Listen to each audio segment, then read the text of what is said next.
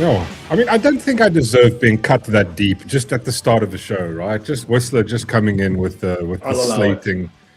I'll allow it. It's like I don't deserve it, you know. I don't deserve it. I'm there for him, you know. It's fine, whatever. I'll take it. It's fine. Anyway, how are you doing, Darth Sean? Are you having a fun evening? Having a fun day? You guess so. All right. Wait, what am I doing? Just one thing at a time. Just a little bit of background hoarding blood, or should I not just leave it off? You might prefer it off. I had it off last time. I know, but like I don't like the awkward silence. It's annoying. That is true. Okay, fine. I need something for my ADHD brain to. That's how I feel about it as well. Well, I mean, I do it for selfish reasons. Okay. So I do it when you're talking and you're boring me. I'll listen to the song. You just listen. Oh, okay. That's how it fucking is. That's how it is. Just getting it all. Just both ways. See, I like your lighting setup there. It looks very sexy. Reese is covered. Reese, hello, only the Mork. Yeah, there we go. Who had your back? There we go. Reese in the house. See, luckily I control these things. I can show the comments. I'm a comment controller. Yeah, how's it, Reese? Hello to everybody except for Whistler. Scary music, please. Yes, it's going to be scary. It's going to be a fun evening of interesting stuff. What?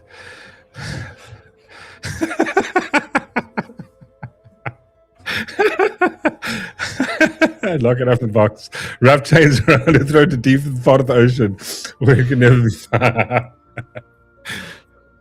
See, Whistler's upset with me because he told me something that was fun, and I was like, I sent him this, and he was a bit annoyed at me, but it was kind of gay. I'm just gonna say that we disagree. We had a disagreement about what constitutes something being gay. I'm just, you know. Anyway, how is everybody this evening? Who do we have here? We have Kevin, Gavin, Chantalu's in the house, Ghost Stomper, Dean. How's it? Aware people of the webs. CR, how do you CR? Please go follow Ghost Stomper if you haven't. Absolute legend. Andrea and Andreas. Hello, Lola. What a great start to the evening. Hope you're having a wonderful, productive time. Productive. See, in South Africa, we should use the word productive. We should. It should be a default. But you know, I think of South Africa, think of government, and the word productive never comes to mind. But thank you. 1:44. Only 1 minute late. Fuck. I'm going to have another storm again. What are you talking about? We are the least late people. Come now. 1:44. Because subscribe to Sean's OnlyFans. There we go. Do it. Click the link, guys. Yeah, donate money. Donate to the 50 Rand. It's 50 Rand per month. It's really not that much. Yeah, it goes to a PlayStation. It's 2 cups of coffee in Johannesburg or anywhere else in South Africa, and it's 1 cup of coffee if you're living in Cape Town, because that's what coffee costs now. What's up, everyone? George, how you good, sir? Skipping Whistler because, you know, there we go. You know, Streamlabs can say hello to Whistler. Hello, Whistler. Arbot. And the most important person, Reese. Oh, man. 1 million awesome points to Reese. How's it, Craig? Patrick, how's it, Patrick? Hey, weirdos. I love that. That's awesome. Yeah, man. I got some interesting stuff. Like, so, I think, oh, there we go. Reese deleted Whistler's message. So you bullshit. be careful. It's Put you in the timeout. bullshit. You don't listen. You know, you gotta, this is 4D chess, bro. You pick the ones in control. I want to point out to Reese that when you do go to work, right, and Whistler's at home, he's got access to your But I'm just going to point something out. Like, I've seen Reese's collection of things, and I've seen Whistler's collection of things. One of those is way more expensive than the other. Okay, yeah, fair. But I also want to say this, and it's gonna like I feel like doesn't Whistler pay most of the bills? Yeah, so you know, if you want a hot wife, right? If you want an awesome wife that makes your sandwiches and looks after you, you have to pay for that shit. That shit doesn't come free. You know what you get with free stuff. You don't pay for stuff. You get the go watch the whatever podcast. Go to OF. Those whammons don't make sandwiches and stuff. They don't bring you disgusting water flavored coffee, at your beck and call. And you rub it the wrong way. You must be careful. You're gonna cause a ruckus. Well, I don't know about that. I think Reese, think before you speak. That's 100% right. There we go. Basically, that's a nice way of saying you watch your fucking mouth, boy.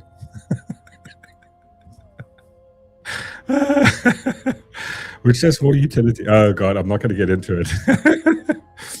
Tax goal.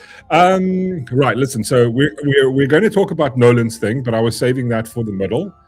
And I thought we could start off with some small, interesting, newsy things that's been happening all over the world. Do you want to start with a good one or a bad one? Happy or bad thing? Does it make a difference? I'm generally just a miserable person, so like okay. I hate everything. Let's start with good news then. Let's see if we can lift up your mood. Okay. Wait. You're gonna start off with good news, and then you're gonna deliver some bad news. You're gonna give me something good, and then take it away. Yeah, exactly. That seems fair. Yeah, Whistler's a blesser. Exactly, Whistler's a blesser. You don't look a blessed horse in the mouth. Something like that. I remember my grandma used to say something about blessed. Don't look a blesser horse in the mouth, especially if it gives you stuff. No, that's not how it goes. That's not the saying at all. I'm like that guy from what's that movie, the Boondock Saints, where he fucks up his. It just says random shit that makes that's not. What is it? What he says? He goes, "What? Oh fuck! I'm trying to remember it now." Oh God, I can't remember his analogies, but he gets all his analogies wrong, which is awesome. Right, so here's some good news, which is quite fun. That is very correct. Yeah, it's not like I care. Yeah, no Whistler is blessed, not a blesser. Yes, that is also true, Reese, 100%. So I found kind of good news, but then after reading it, you realize it's actually bad news. Then how is this good news then? How did you? Because it feels kind of good on its surface. Yeah, but here's what you should have done. You should have first read it in such a way that it sounds like good news, and then go, "Wow, Sean." I don't see. Listen, I don't want to be one of those. I don't want to be a grifter. I'm not a grifter. I want to come out. I'm going to be honest and open with you. Like I don't want you to walk away and you sit here and go like, "That's fine." You know what I'm going to do? What I'm going to do is I'm going to break my heart with the story. I'm gonna hurt you in a few seconds now. So I want to make you feel like super cut. Go for it. I accept your apology. Whistler donated 199 South African rand and 99 cents. Bless you all. Bless you all too. Thank you, Whistler. You're an absolute OG. I was just joking. You see. Any mean things I said. Me and Whistler both know the only reason you're nice to him now is because he made a super chat. That's the only reason. He gave me money. Yeah. Don't believe the lies, Whistler. That's true. He could have just said, listen, he could have gone, I just bless you, and he didn't have to even give money. I would have gone, it's totally fine. I mean, our banter is always just friendly anyway, so it's none of it. George, I just want to point out something here quickly. I've got a lovely lock of hair. My hair is awesome.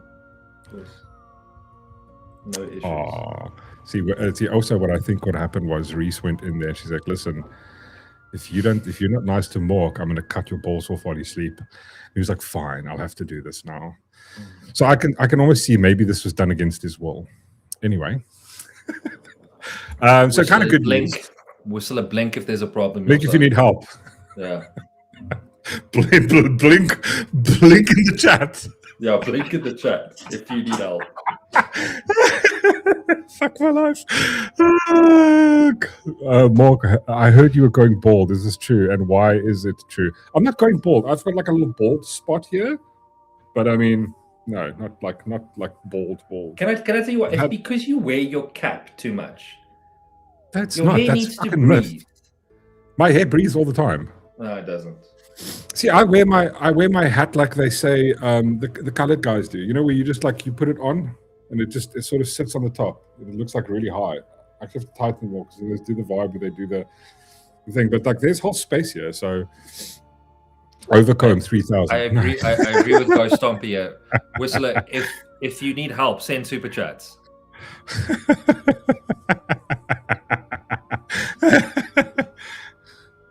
Your scalp needs help. What? No, what? Your scalp? No, I'm not really going bald. I've always had like. Theo says here, and I agree with her. Sean is right. Your scalp needs air. It's got air. I don't wear it all the time. I wear it on stream. It's like my thing. It's like, you know, I didn't do my hair. And also, what's happening is, look here. I've got this happening at the moment. Oh, where's it?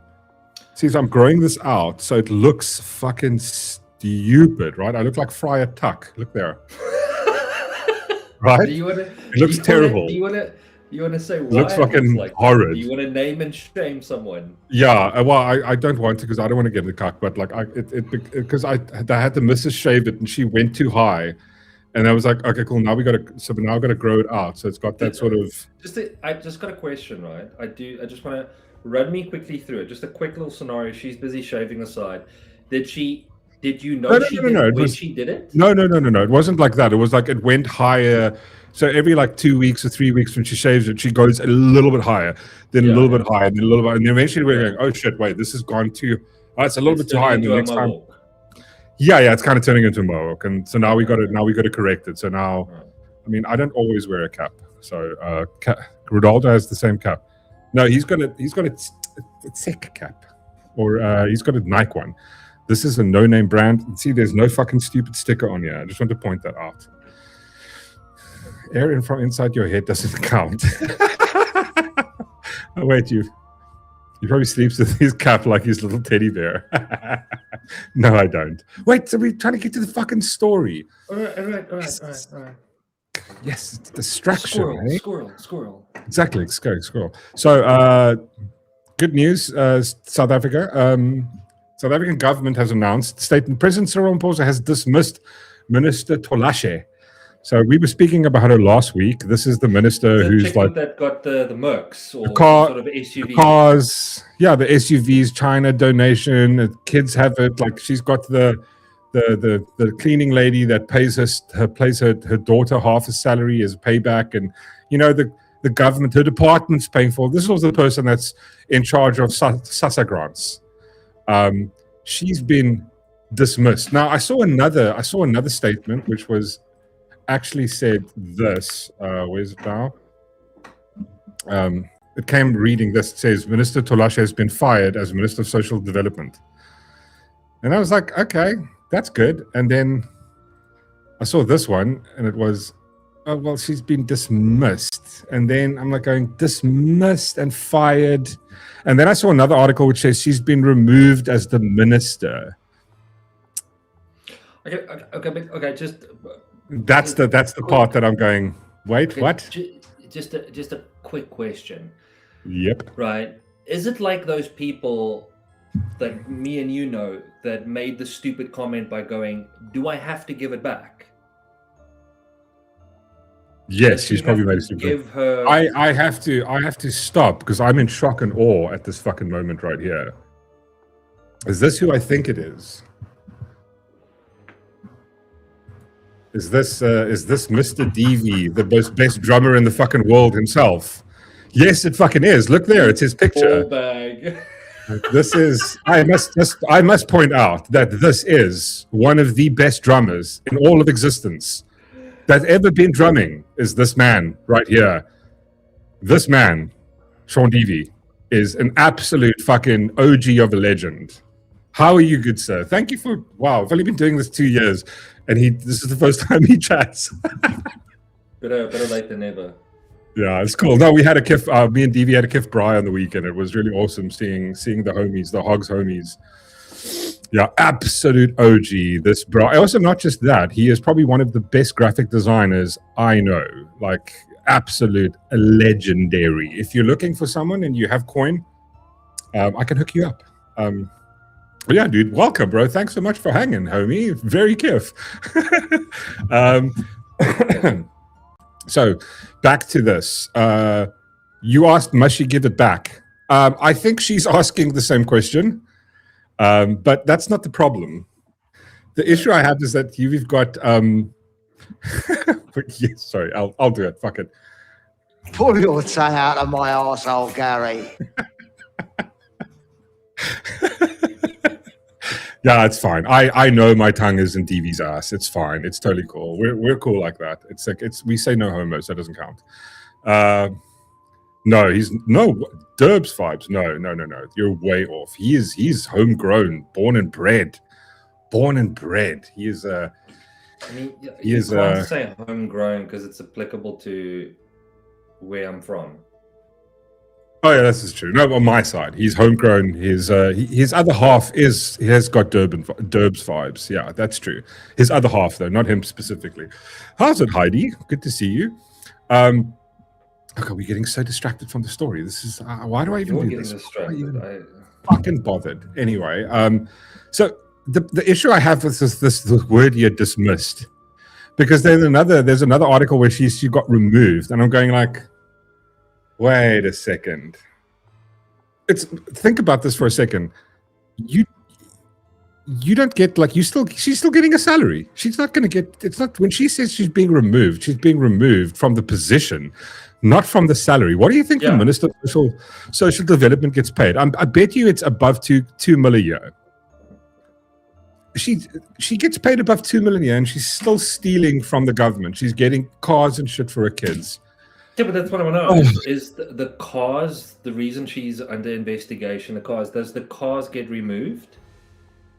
I don't even know if they've been removed. I have no idea. It's been investigated. That's the problem. Has it made its way back to the ANC Youth League? I fucking doubt it. I doubt it has. Not for 1 inch do I believe that it's gone back. I don't think. I think her kids are still driving around. Again, I don't know. But in the situation of South Africa, the fact that it's under inquiry only still, they still have the cars. 100% they still have the cars. Right.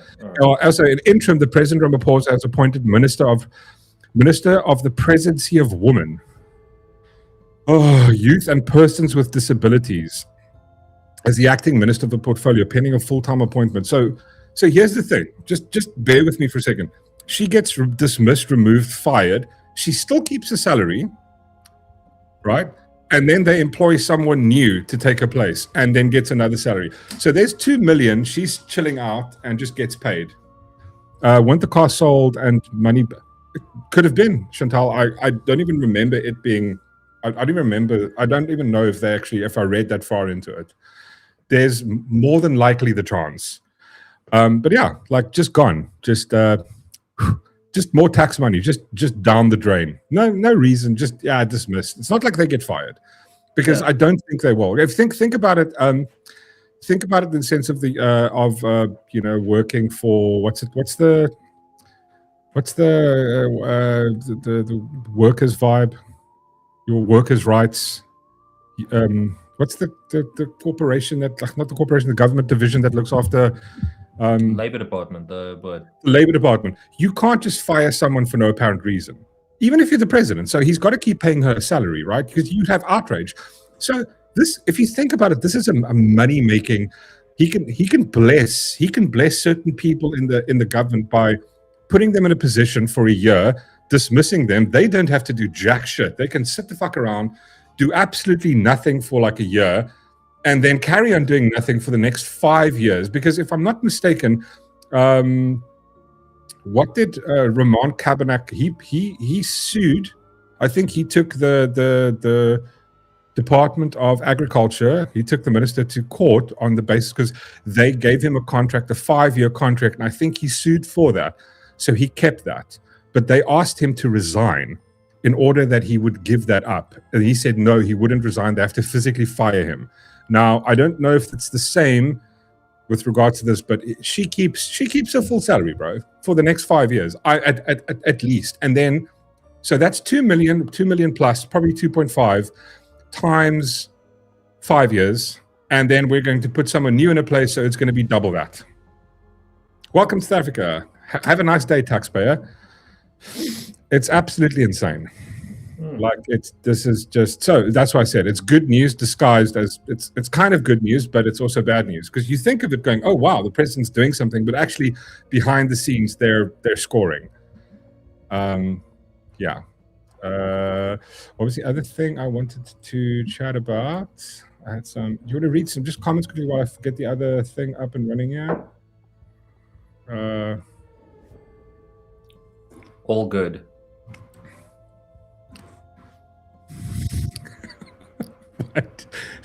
What? You were experiencing a lack of whiteness. Actually, you know what I feel like doing? I'm going to read these comments like it's a question. Yeah, okay. Go for it. My white privilege for the month hasn't come in yet? You were experiencing a lack of whiteness?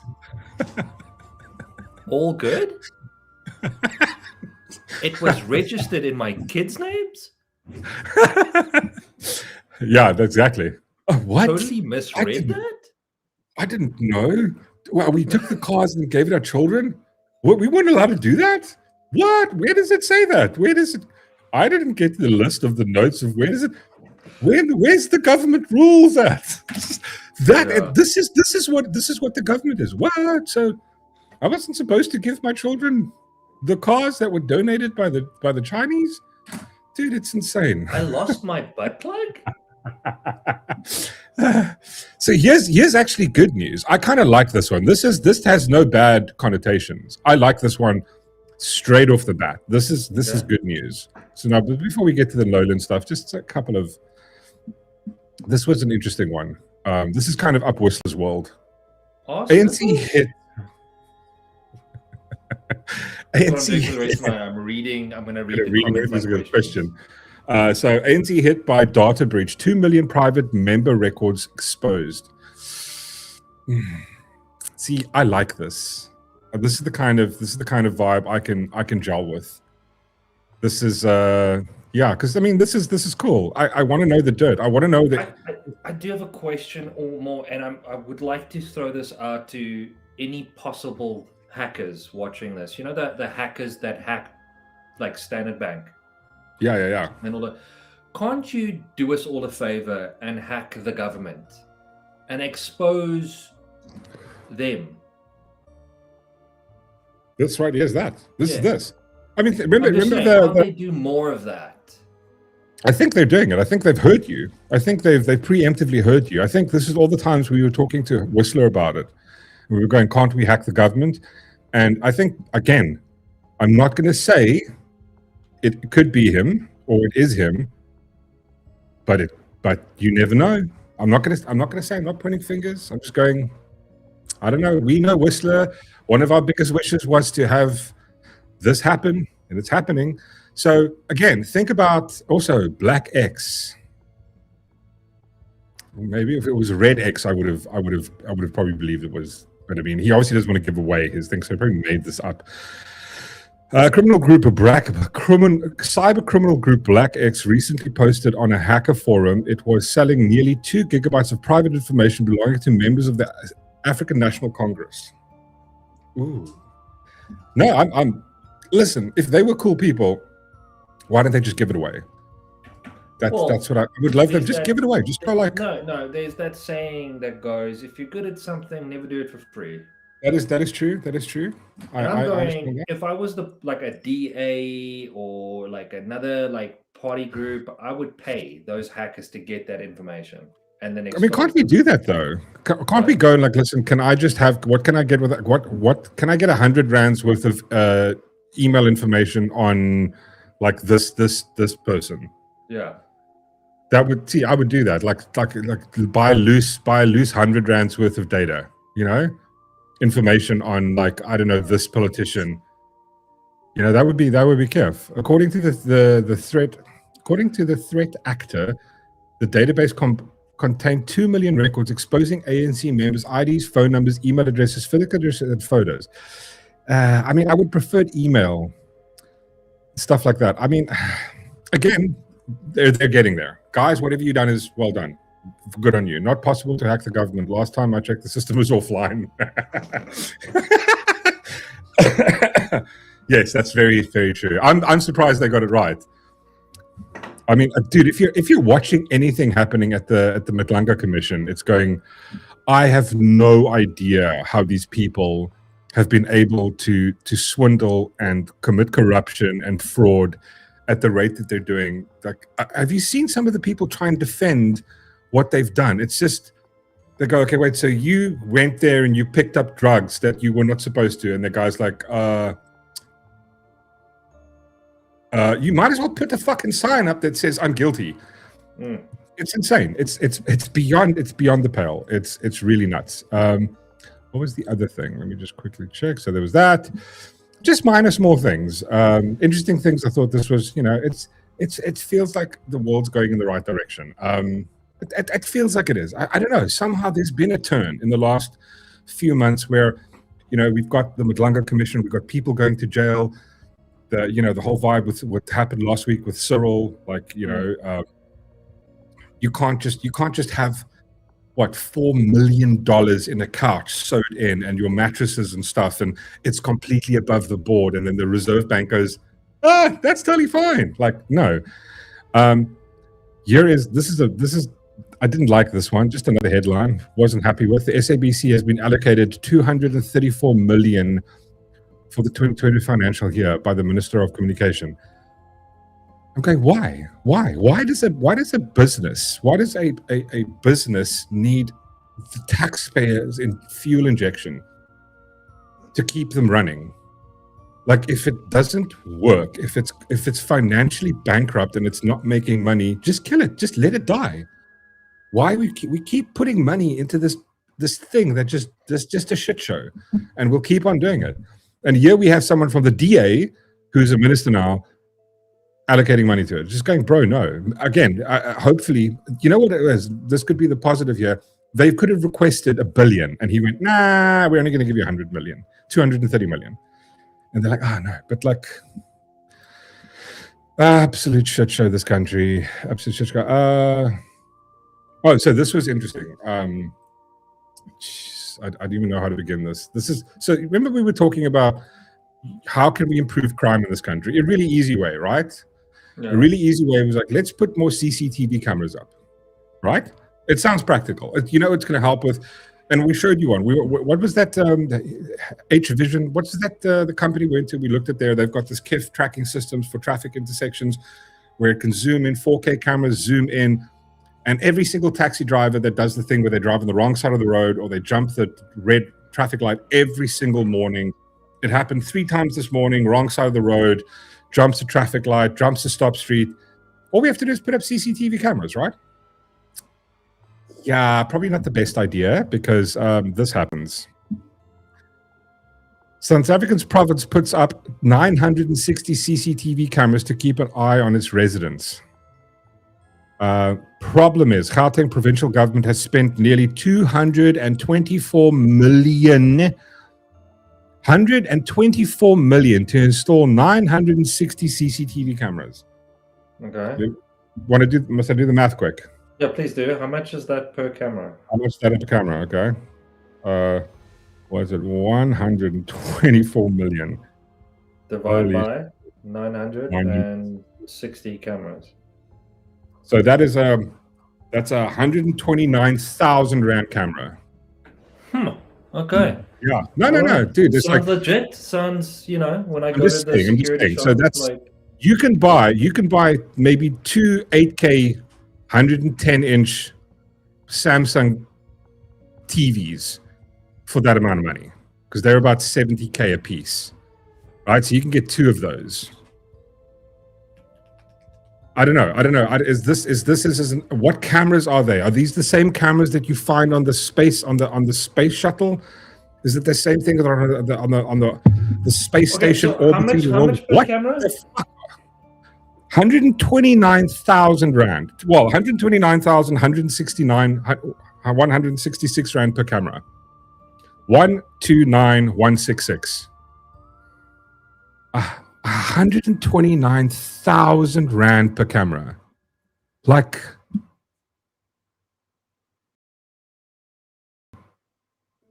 yeah, like imagine the deal that you had, because I can go to Takealot right now, right?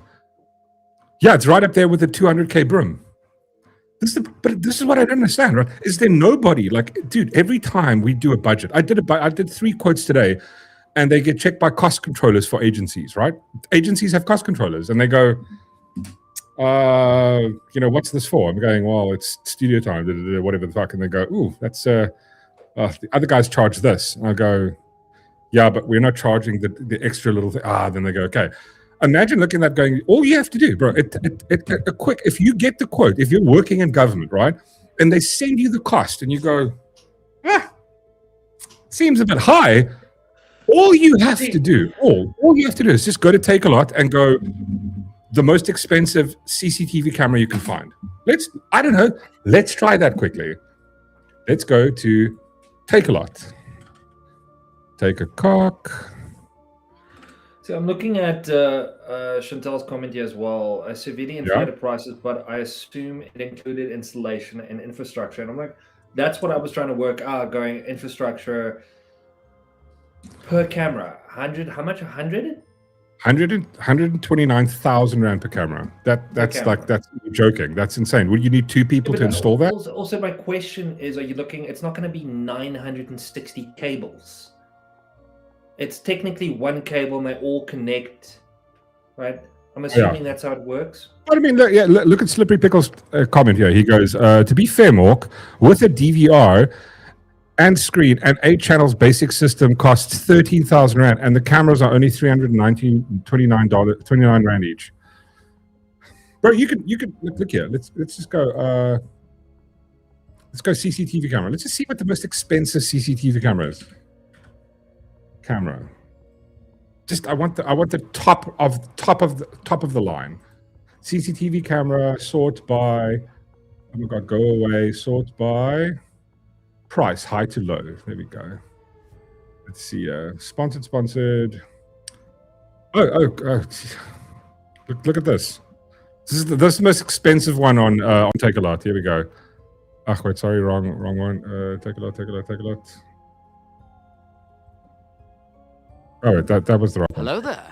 So check here. At Ghosts Stomper has become HK a member. Vision. Camera emoji, camera emoji, camera emoji, camera emoji, camera emoji, camera emoji, camera emoji, camera emoji, camera emoji, camera emoji, camera emoji, camera emoji, camera emoji.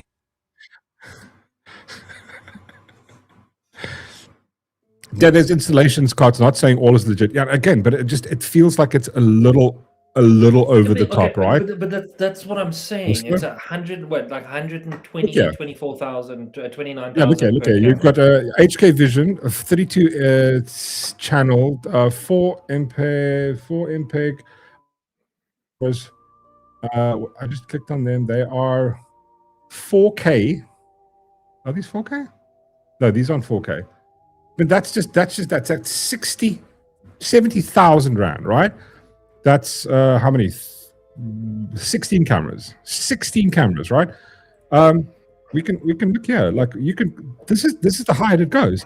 Now you can buy individual cameras. Like this is a top end. Let's just go top end camera. Maybe you call it 10K a piece. It's not gonna. No, that's cost per camera.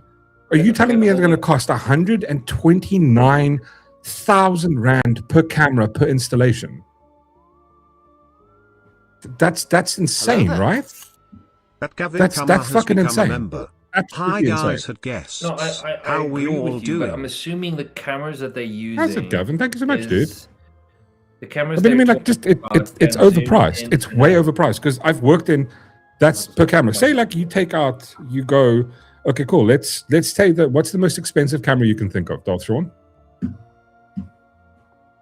Yeah, you need a command center to run it, but again, if you have to have it automated, right? Say there's a command center, specialized cameras, all of that. We worked at 129,000 rand per camera. So now again, that's just the cost per camera to install. That's just to install the 120 surveillance cameras. That doesn't say whether the budget includes anything else. Remember when we looked at the DA's budget for security and surveillance, it was way above that because they included the whole part about surveillance, people, staff to man it, yada, yada, yada, all these things. This is to install the cameras, to buy the cameras and install the cameras across the province's crime preventing strategy. However, while the party noted that 269 cameras linked to 89 CCTV sites are currently offline. See, it just makes it worse. Even makes it worse that half of them aren't even fucking working. Cost per camera is insane. Mork, the cameras are around 225,000 per camera for the different ones that they use. 25k. 25,000. Say it's 25k because they have to have wear and tear. Obviously, wear and tear doesn't work because here, look, 260 of those 900 cameras already not working. But Slippery Pickle goes, let's say hypothetically they're 25k. So let's go minus 25,000. That means that the installation cost and let's say operational cost per camera is 104,000 rand a month. 104,000 rand in total. This obviously doesn't include the people running it, the surveillance thing, any of that stuff. It's insane. It's again, the reason why I go, my default position is I think this is fraud or it's corruption, is because we looked at what happened to the guy that did the recently. He sold the one dude from Eskom that sold the relays to Eskom, and he bought them for what 200 to 180 bucks, and he sold them for 50k a piece. These guys are doing a better job here. Sean, are you frozen? No.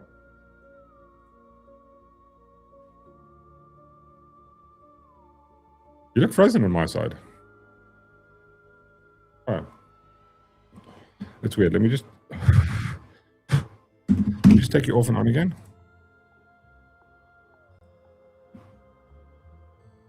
That's very weird.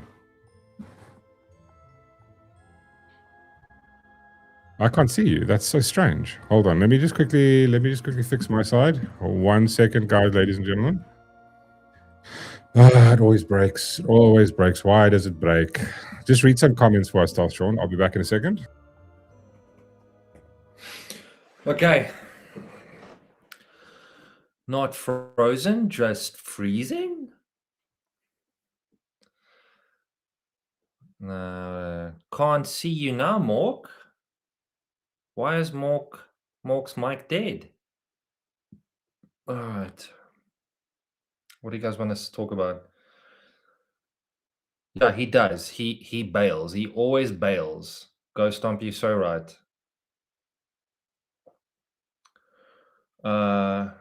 Hey to all the professionals. He doesn't always bail. What are you talking about? Back off. No, he always bails. Don't worry about it. I don't bail. I just make it. I'm just trying to fix the vibe. Jesus. You say that. No, I don't. Make everything cool. Make everything so professional. So professional. Oh my god! Like I'm just fixing it. You go off and then go on again.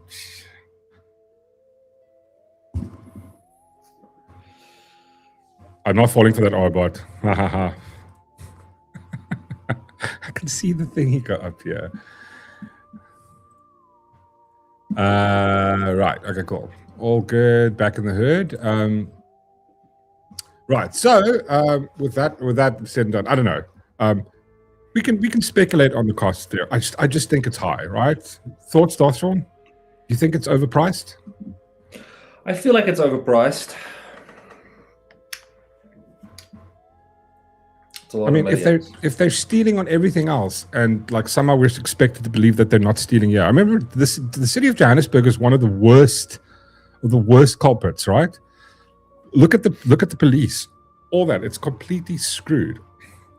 I don't want to hear Mork. Oh, I thought we fixed stuff.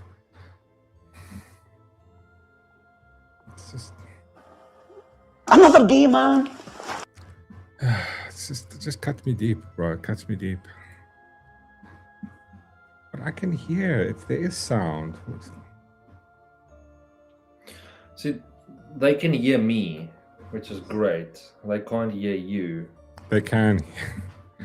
It's working. I can hear myself. Fucking idiots. Fuck's sake. Guys, honestly. Right, so the main story, Sean. I knew you were going to do that. Are you going to...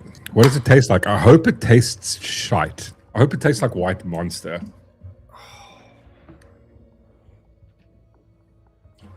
I hope it's cold, though. Ooh. What does it taste like? That is nice. What does it taste like? That's like a raspberry vibe to it. I like a good raspberry. That's good. That's good. No, I'm not. Sean Sanders. Thank you, Chantal. Fucking honest person in the chat. You guys are all assholes. So let's get to our main story. The Odyssey. If you showed enough at how long do you have to show it on screen before they pay you money, Sean? That's what I'm thinking. That's exactly where I'm going with this. I just want to say, this drink is really good.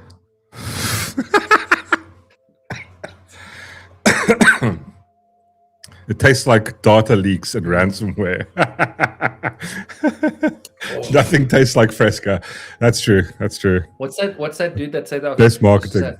The engeltjie wat op my tong gepiepie het. Yeah, but that's fuck. He was. You can make people say anything if you pay them. I'm not getting paid. I'm not getting paid for this. I'm doing this purely because I. Well, hold on there. Good. Did you pay for the drink? Yes. For the Slayer drink, did you pay for it? I did pay for it. Why would you? In my type of currency, but I did pay for it. Oh, okay. On the knees and stuff. No, it's totally cool. Dude, listen. Hey, we all have to pay our bills. It's totally cool. I have to, yeah. Because Fresca tastes like nothing. How you, Charmaine? Right. So, Darth Sean, thoughts on the upcoming Odyssey. Where would you like me to begin?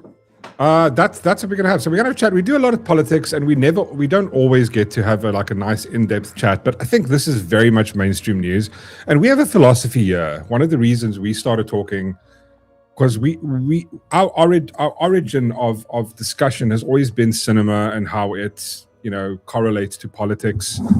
We believe very much in the line from Andrew Breitbart that said, politics is downstream from culture, and our culture is music, cinema, TV, stuff like that. And in this day and age, if you say for the last 20 years, that would encompass music, TV series, movies, gaming, online culture, memes, all that stuff. It's all kind of that's our culture as a vibe. This in this day and age, if you say in this. Like they would say in modernity, right?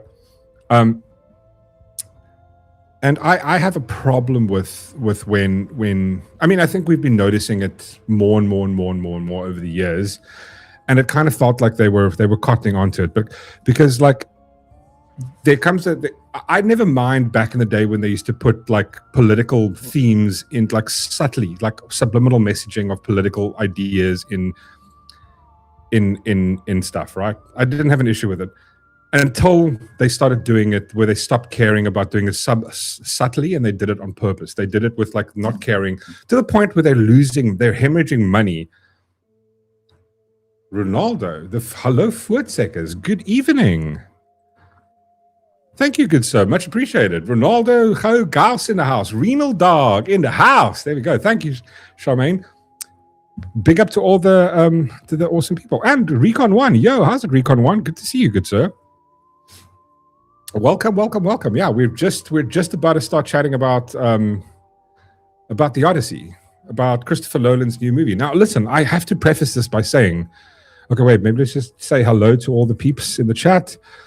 Mobrak, how's it? Well. If it ain't infamous Mork and Maul. Yeah, Darth Sean he's starting to grow in the dark side. You can see like little horns on the sides of his head there coming out. Hi, you, Mobrak. Good to see you. It's the Memenator. How are you, good sir? To Memenator. This is great tracks, dude. Absolutely, guys. Please go check out. He's been making some really awesome tracks for Renal Dog. Very, very kiff. But yeah, dude, awesome. Thanks so much for hanging, guys. Who else do we have here? Well, just holler, say hello, and yeah, well. So yeah, listen. I think Nolan is a great director. I think he's an absolute great director. Actually, I put a little thing together of some of the movies he's done. Where did I put this now? Oh, fuck, where did I save this? Damn it, I saved it somewhere. Hold on a second. Let me quickly find that, Darth Sean. You can just check out some of our comments while I quickly pull this up. Where the fuck is this now? Here we go.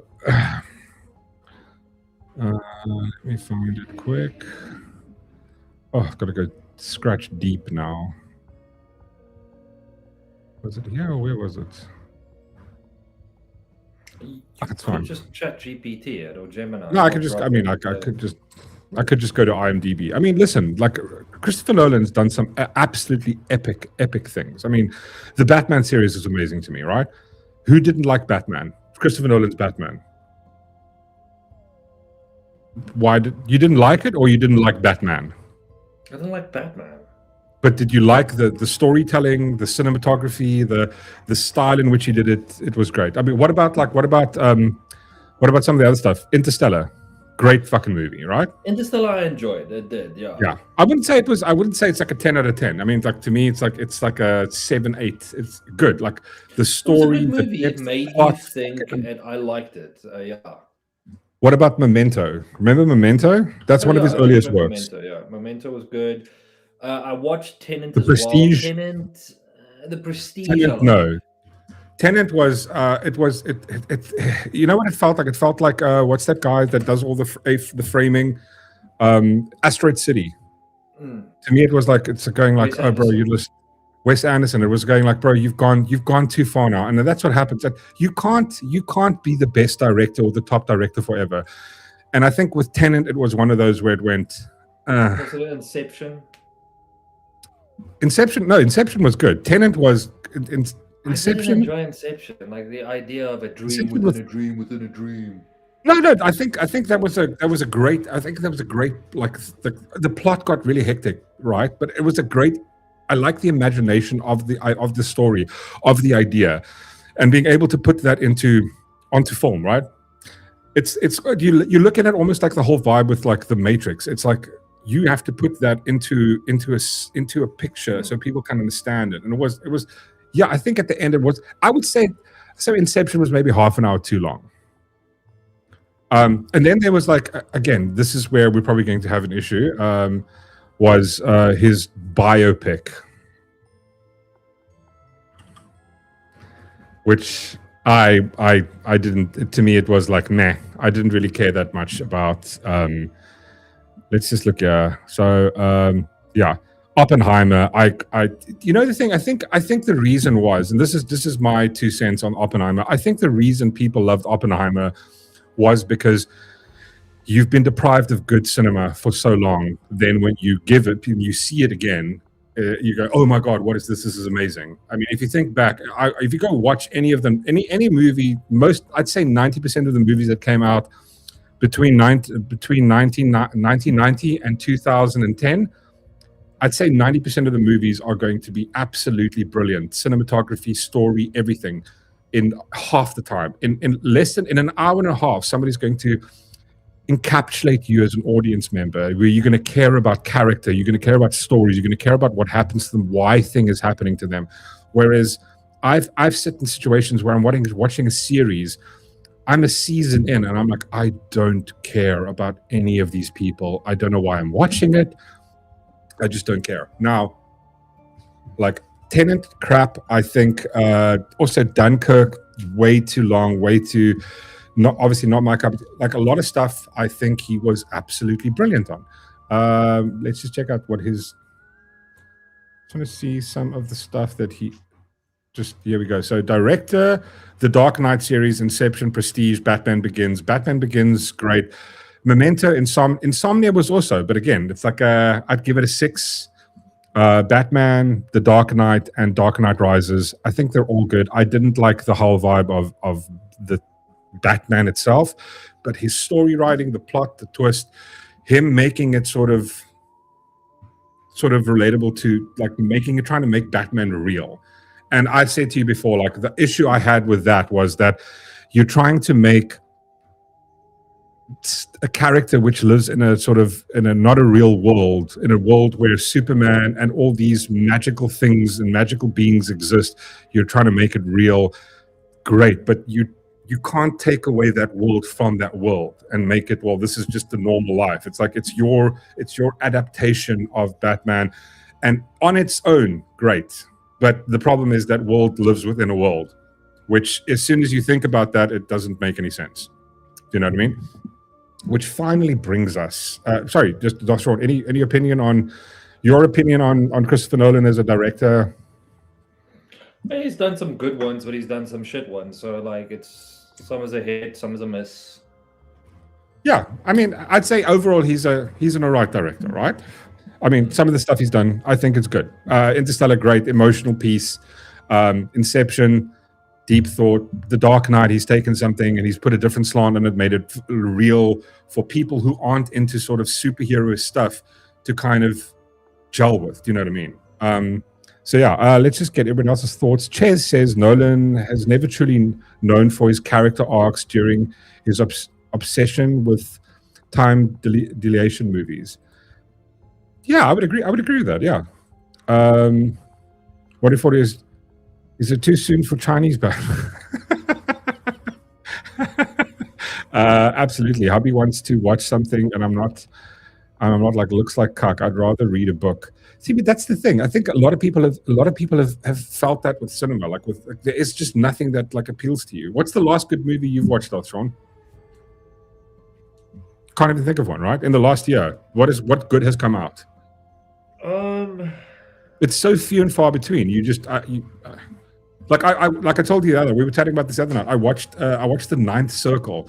That was a B grade, an average 5 out of 10, 4 out of 10 movie back in the day, and that is better than anything I've seen in the now. I just haven't. Your problem with the question is any movie that has come out in the last year, is that any good? The question asking me, have I seen any good movies in the last year? I can say many, but it's but they're not have been done already. That's been out for at least 10 years. They're not anything from done within the last 2 or 3 years. Yeah, because we're literally going. We don't care about story writing. What? I was gonna say that. What? I don't feel like having a debate with you about it. About what? Oh, Project Hail Mary. No, but it's, but like, you know, that's listen. Again, to you, you didn't even consider that a good movie. When I asked, have you seen anything good in the last? Well, that wasn't. No. I didn't want to say anything because the moment I say something, you'll be like, that was a shit movie. It feels like Interstellar mixed with this. No, I wouldn't say that. You can have that opinion. It's like I disagree with you, but we've had the debate. I'm not going to debate you on it again. It's like we have a difference of opinion. But what would you give it? Would you give Project Hail Mary like out of 10? A 6, maybe 7. There we go. I would give it a 5 or a 6. So we're not that far off, right? So we're in the same thing. But it's not an 8 or a 9, right? That's the thing. Like, classify what is an 8 or a 9. What would you classify your top list of top 20 movies, which would be in the top close to 10, 9 and 10s? What would you classify? To me, it's stuff like V for Vendetta, Boondock Saints. But it depends though, because now we can go down to genre. Because there's, for example, the reason I like Project Hail Mary was the emotional connection with Yeah. Spider Rock where you didn't have it. You were like, of it's course. irrelevant. So Yeah. that But I mean, I think is that's a good argument. What I'm saying is, like, I don't agree. The things that like, for example, that thing didn't appeal to me. The thing that did appeal to me was how it was shot, the story, you know, it was entertaining to watch. You know, I'm not gonna quibble over it. It's going like our rating of the movie is almost on par, right? You gave it a 6, I gave it a 5. Do you know what I mean? Did you watch Darkness Falls? Did Mork say Project Hail Mary? Yes. Project Male Hairy. Maybe I did. I'm dyslexic, so I probably could have said that. The new Superman movie was a solid 8. George, I'm going to completely disagree with you on that one. I would give the new Superman movie a 4 out of 10. Yeah, I would. To me, it wasn't that good. Again, we can disagree. Top Gun 2, the Top Gun, then with the Top Gun, they're still going to make it. I think Top Gun was a great movie. Mulholland Drive, that's my standard 8. Mulholland Drive, great cinema, right? Which brings us to the Odyssey. Now, a little bit of history on the Odyssey. Like, Odyssey was a poem. I think everybody knows this. If you don't, Odyssey was a poem written by Homer 700 years before Christ, right? Long ago, right? And the story takes place about, I think, the story takes place 1,200 years. It's like it's the height of sort of Greek mythology, the gods and all that shit. And it takes place, and the story is about Odysseus, who goes on this is now after the Battle of Troy. He's a Greek, and the story goes he goes on this absolute massive adventure. It's like an adventure movie. It's basically, it's it's Pirates of the Caribbean. It's Indiana Jones. He goes on this. But hold on. The Odyssey is not about the war. It's about It's about Odysseus traveling home. That's what it's about. And his trials and tribulations regarding it. It's the hero's journey. It's after, like, it's basically the Iliad, which was originally the first one, was written about the war, the war of Troy with Helen, you know, Troy fighting the horse coming into the you know, that whole story. That was the Iliad. The Odyssey was what happens afterwards, was with him trying to get back home and getting, you know, facing these whole bunch of different trials, his ship facing monsters, the Cyclops, getting trapped on the island by what was that I forgot the name. No, he gets trapped on the island by Calypso, and like the only reason he gets off the island is due to the gods stepping in and telling Calypso to let him go. And, you know, like the sirens and all that shit. It's like it's again, the thing with the Odyssey is it's a literally what's the word for it? It's the cultural relevance of the story. It wasn't written down, it was passed on. It was like a poem. It's difficult when we try to explain. There's a massive cultural relevance to the story. It's like it's you know, it's part of our what is it? What's the word? Let me find it here. Sorry.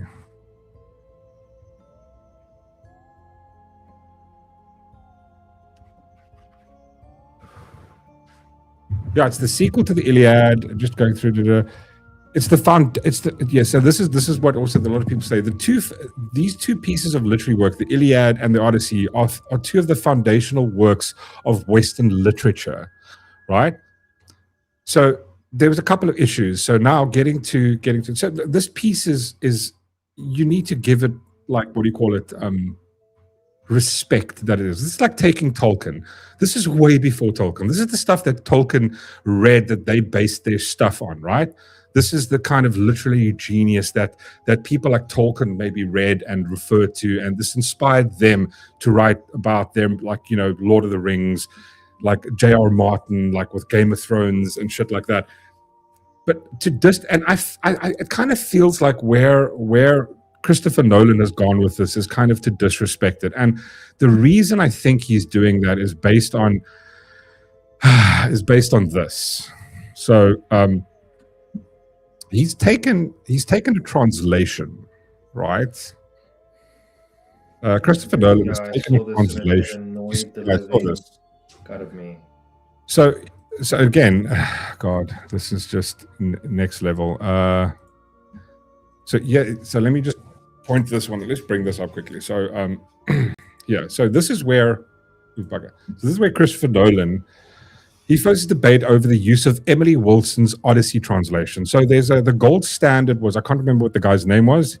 He did the translation in the early 28, like I think 1920. You know what it is? Hold on, I'll tell you now the names. Give me a second, I'll pull it up. The gold standard the gold standard translation was done by oh.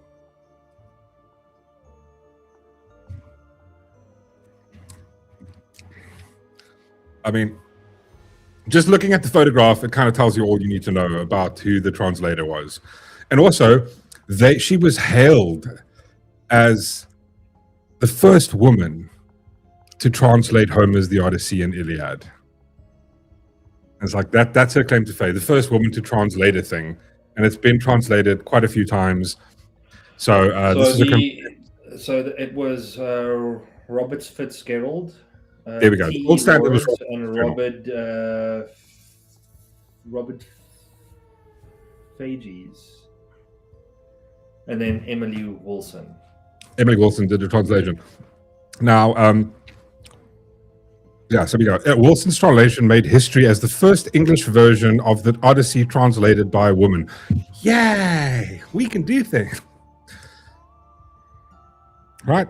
Again, I think it's really cool. Great. All praise to you. It was praised by many scholars as its modern, accessible language. And that's where the issue comes in. That's where the big issue comes in with the translation. She made it almost like, it's like you've got the King James version of the Bible, which is in the very kind of old English, right? And then you have the sort of modern, I don't know, there's like a whole bunch of different translations, which puts it into modern language. The problem with that aspect all on its face is it removes from the depth and the quality and the historical value and the sort of the awe that it has, the sort of, you know, and if you've watched the trailer, you've seen the trailer for the Odyssey, right, Darthron? Mm. The way that they speak in it is kind of weird. He refers to, for example, so dumb. They use modern English. Yeah, who says dad? My dad's coming home. My dad. Yeah, my dad's coming home. It's like, and like, hey, let's go. Can't you just, but why don't just say my father is coming home? But that's the thing. So, and here's the thing, because there's two the opposition here was weird to me, is because Christopher Nolan, by his own admission, wanted to be authentic to the time period, and I'm gonna tell you why. Let me show you. That's not my opinion on it. That's from his own words, right? Let me pull this up quickly just to show you. I just have an issue with that. He wants to be authentic. Authentic to the time period. Yeah, but to the entire. Nothing that's authentic about it. No. So just to give you an idea of how far he wanted to go, Christopher Nolan instructed Ludwig Grossen, or whatever the fuck, not to use an orchestra for the Odyssey score. It's not like, and the orchestra existed back then. It was a challenge and almost an opening to try and make something unique. So he didn't want to put musical instruments in because they didn't, like an orchestra did not exist at the time. So when you watch the trailer, you hear a lot of vocalization. It's like a lot of like sort of harmonizations of a choir type of thing with kind of drums going. That's the overall feel of it. Now, how do you do that and in the same breath go, we're going to use modern English? Does that make sense in any way of shape or form? It's like, okay, but like what? It's just, did you think that people weren't going to understand it? Is that why you went down this road? Because these are two contradictory points, right? And listen, I haven't even gotten to the casting yet. I'm going to get there, but we're talking about two contradictory positions. Even with like the costumes and stuff, like he said to the actors, like for example, Matt Damon, I want you to grow out your beard, and I don't want to use wigs. I want it to look authentic. And I'm going, on one hand, you want all of this, but all of this becomes irrelevant because of the shit that you've done this side. Yeah, exactly. It's you make them speak in a modern English so that people can understand it, but it takes away from the sort of historic way they might have. If you put it into the like, listen, you know what a good example of this is. Now, I don't expect him to have done what Mel Gibson did with the. Did you watch Apocalypse? Anybody watch Apocalypse? Yeah. Apocalyptic. Passion of the Christ, right? So you didn't. Okay, cool. He didn't have to go there. He didn't have to go that far. If you really wanted to be authentic, he could have made them speak in Greek, and we could have listened to translations of it. You didn't have to do. But what you could have done is you could have done it how they did in Troy. Remember, Troy, the way that they speak, the way they spoke, the way language, the way like that one. I saw that one part where was it Brad Pitt, Achilles.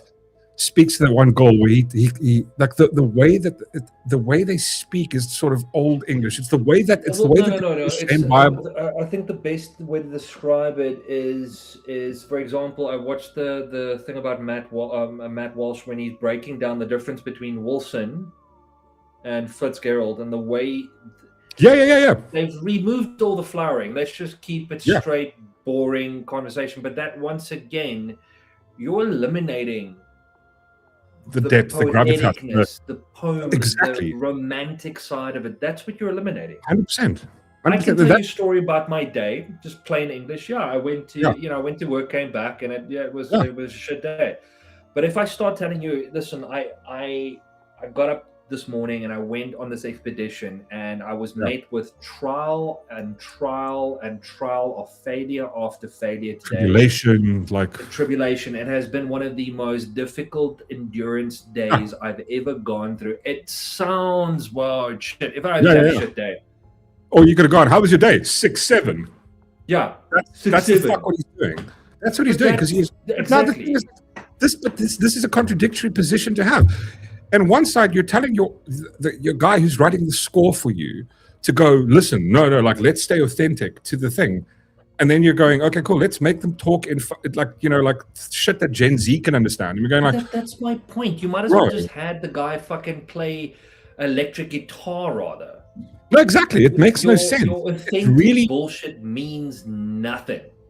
No, exactly. It means nothing. I just want to point out what Ches said here is like even the Egyptians were heavily offended by the disrespect of Cleopatra's latest depiction. You remember we brought that up when they did the Cleopatra thing and they made her black. It was like people were going like, that's not authentic to the thing. We'll get to that on a second, Ches, with the whole casting thing. And I'll tell you why they're doing it. But Saint Straggler goes, Troy is in Africa though, and I haven't seen the movie itself.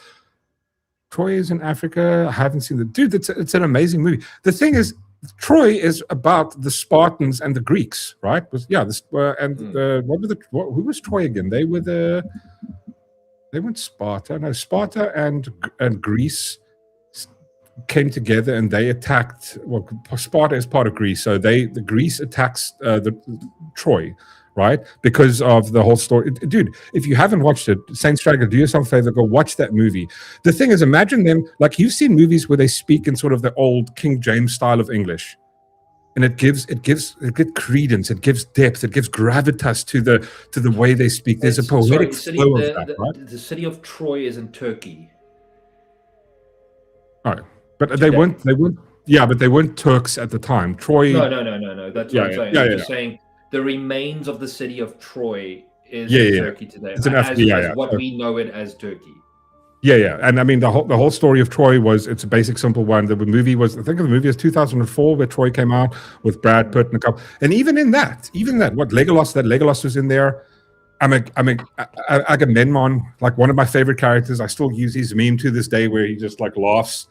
Absolutely great. The way they speak in there, because they're using that old style of English, it feels historically, as opposed to like they could have gone all the way. You could have listen, Christopher Nolan, if you really wanted to be authentic, you could have gone and done what Mel Gibson did, where he did Apocalypto, where it was absolutely true. I mean, he hired people from Mexican and South American descent in order to make it look like the native people of South America, right? He wanted It was I mean, you could have at least read the poem in ancient Greek. He could have taken the time. I mean, I heard it took him. It took him a year. It took him a whole year to go through. Yeah, just to get. It took him a year to go through the whole. Sorry. Well, before he did filming, he had everyone to grow the beards and the hair naturally. That took a year. Brad Pitt, what's his name? Matt Damon. I just want to say this is Matt Damon. I don't know how long you take your beard to grow, because mine in like 2 months is like bushy as fuck. This is 2 weeks without shaving. Exactly. Like I don't know, like the beard that he's got took him a year to grow, dude. Jesus, bro. Fuck. Okay, but that being besides the point, apparently the process took about a year. I'm going, during that time, you could have read the Odyssey properly. You could have learned ancient Greek. You didn't have to get every actor to speak in ancient Greek if you didn't want to, 100%. But I feel frustrated that I'm going to watch it, because I wouldn't be surprised. Like, what's his name? Tom Holland at one point goes 6'7". I wouldn't be surprised. Like, he probably is. He probably is going to. Saint Striker goes the Trojans. 6'7", bro. Saint Striker goes the Trojans were Mediterranean and Middle East. I think we have. I'm not. If you look at ancient depictions of from Rome, from Greece and from Rome, people were almost way paler than they were. Like, that's their depictions of it. Now there's an argument from historians going they made themselves look even whiter in those depictions of the paintings they did. But again, I think they were almost European looking, as opposed to sort of what we consider Middle Eastern looking from today's point of view. Do you know what I mean? So that's the difficulty here. Like the Romans from back in the day, if you look at the what do you call it, the statues of them, their facial features, very much the origin of like Central Europe, that type of thing. That's how they look, right? They didn't look like Middle East sort of like Durka today, right? They don't look like what we see people coming from Afghanistan, like Bin Laden or what the fuck ever, like Syria. It's not that kind of Middle Eastern looking complexion. I think that's years of like, what was it? The Arab slave trade. Maybe go look into that one. That's why I think they didn't, not sure, but I don't know. But it's difficult to make that assessment from today, because that's the argument that they did with Cleopatra, right? They went, oh, well, actually Cleopatra was Egyptian, so she's technically black, because Africans go, well, Egyptians are African, so they're black. And it's like, that's not true. Sure, I'm missing a whole bunch of comments here. Back to the whole vibe. So that's what he does. Also, he spent a year. Nolan he said about a year reading. What's this chick's name? Wilson's translation, and in this article that she was criticized for completely changing a lot of the themes, going like, where like she calls Odysseus problematic from today's perspective, shit like that. So she imports a lot of left-leaning ideology into her translation of the Iliad, right? And she puts it in plain English. So again, it's probably the worst translation you could have gone with, Nolan. So now there's backlash, right? And we saw this. This is now. So this is the article from Variety now recently. This was what, 2 or 3 days ago, 13th of May. Yesterday, sorry. The Odyssey: why Elon and his troll army attacks aren't just silly but wildly inaccurate. So now apparently it's Elon's trolls. It's not everybody else's.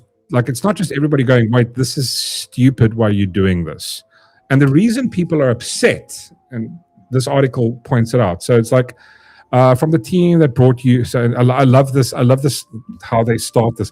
From the team that brought you, why is Snow White Latina? You do realize that Snow White, it's in the fucking name, right? It's in the name. If you race swap people, and this is what I don't understand. So they're somehow going, oh, these people are so race obsessed. Well, why? Imagine you took Shaka Zulu and you cast, I don't know, who's the guy from Project Hail Mary? Ryan Gosling. and you cast Ryan Gosling, the entire world would go, how dare you? I would go, that's disgusting. That's fucking stupid. Why would you cast somebody that doesn't? Now, again, in historically, Hollywood has used to do that because Hollywood was majority white, and they cast a lot of characters as super white people, especially like, you know, if you look at the early 30s and 40s and 50s when they did like these epic pieces of like Cleopatra and shit like that, where they made her. But like the intent is the problem here. This is the issue I'm having with a lot of the stuff is the intent, right? They're not doing it because, oh, they did a casting and the best actor that rocked up, she did the lines the best. That's not why they're doing it. But I just want to finish reading this. From the team that brought you Why is Snow White Latina? Why are there black people in Rings of Power? The fact that they don't understand why people ask this question is like, Darth Sean, let me ask you, why aren't there people, why is it a bad idea to put black people into Lord of the Rings of Power, which takes place before Lord of the Rings? Why is that a bad idea, do you think? Why must I answer this? Okay, I'll answer it. Ask me the question. Ditto. Okay. Because there are no black people or black elves in Lord of the Rings or The Hobbit. So that would lead you to the logical conclusion that they were all murdered or died off, or there was a genocide of black people that happened in fucking Tolkien's Lord of the Rings. That's why you don't inject them into the story. It's kind of stupid, right? It's got nothing to do with people being racist. It's just going like, he didn't bring them into it. It was about a specific sect of human beings. You could have made a lot of maybe the humans that lived in Numenor. You could have made them fucking, what do you call it? Like, you know, black, colored, white, you know, Indian, fucking, you could have done that. But you picked elves, which is specifically, these are the race of fucking elves. This is what they looked at. Super pale, long white, immortal, blah, blah, blah, blah, blah. But no, you wanted to put it in there and then change it. So, and then Star Wars has gone woke. Comes as the latest online onslaught against the anticipated Hollywood project that committed the unfathomable sin of having a diverse cast. It's like they really just don't understand. Yeah, but remember, I think it also comes back to just like we've got the BEE shit, they've got the stuff for the movies, which I find to be absolutely ridiculous. Yeah, I don't have a problem with a black character. The problem I have is you keep changing. You want to write a story, or if you want to write a brand new story, go for it. You cast them, make them all black. What is that one movie with the Woman King? That was great. No. That I loved it. Fantasy movie about the cowboy, and then they go to that all white town. Oh yeah, that was great. I loved. I loved it. Absolutely, I thought it was awesome. Yeah, it was great. Literally, the majority of the entire main cast is all black, and it's funny. It's good. I think Idris Elba plays in it. It's a good movie. I enjoyed it. But my problem is, once again, you're taking something that's been written, you're taking something ancient Greek style, and you're rewriting it, and you're adding this because you want to be inclusive. And I'm going, diversity is irrelevant because it's got no form of the story that's there. It's got nothing to do with the story. It takes away from the story. And this is I'm assuming we'll address Helen of Troy soon. I mean, well, let's do that, because just to show you, so this is what they've decided. So this gives an example. So the article goes on to point out how in recent days Twitter trolls have formed a pantalax of and pointed their sarcasms. Jesus, squared Odyssey, Christopher Nolan's $200 million adaptation of Homer's epic scheduled for cinemas in July 17th. So this is 2 months is coming out. But have nevertheless managed to work themselves into a lather over the pair of castings, though Page's character isn't even confirmed yet. Elliot Page is Achilles, Ghost. Achilles is Ghost, and Lupia is Helen of Troy.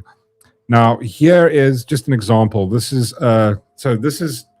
this is the Troy movie from 2004. We've got super white Brad Pitt and super white Helen of Troy here, and then these are their replacements. Now,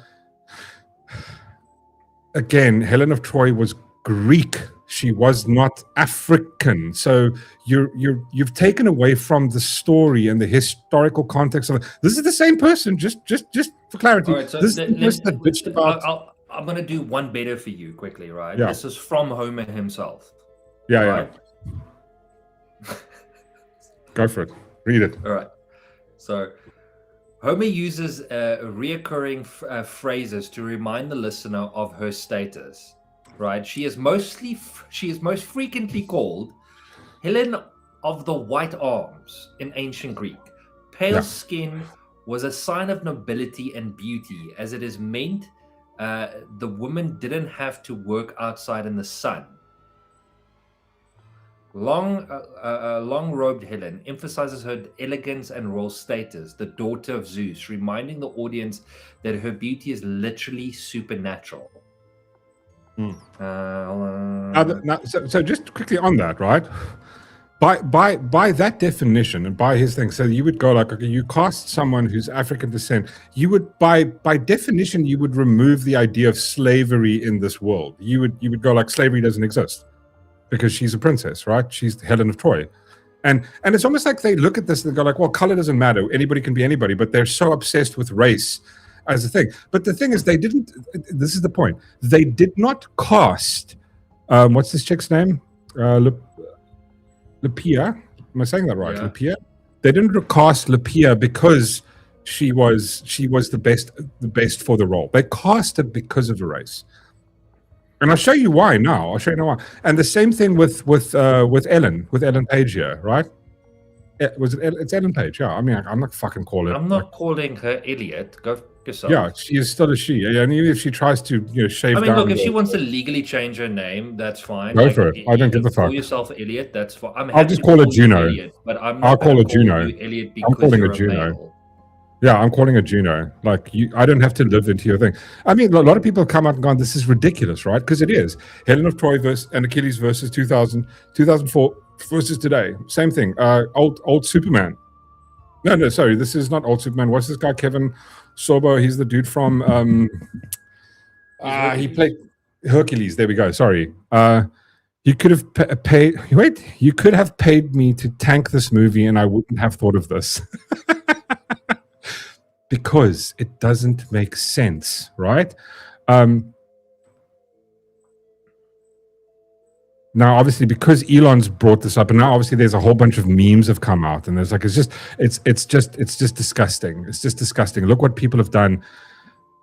To be eligible to win, and so this is the part I actually wanted to point out, and this is why they did it. To be eligible to win Best Picture at the Oscars, at least one non-white, non-straight lead or significant role.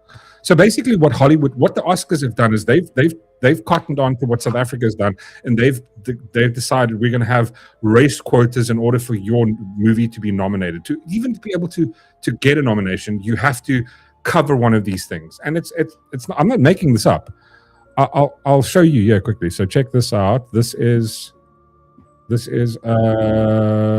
is it now? Oh, here we go. These are the Oscar this is directly from the Oscars Academy Awards themselves. A1, lead or significant supporting actor from underrepresented racial ethical groups. At least one of the lead actors or significant supporting actors submitted for Oscar consideration is from an underrepresented racial or ethnic group in a specific country or territory of production. May include African, Black. So these are there. So obviously they want an Oscar nomination, because the only kind of movies that win Oscars are movies that are these epics, and it's like there's emotion, and obviously you have to bring the stuff in. Main story subject matter. On that, how did Oppenheimer? Oh, this is before they actually. I think they only integrated this. I think it was last year.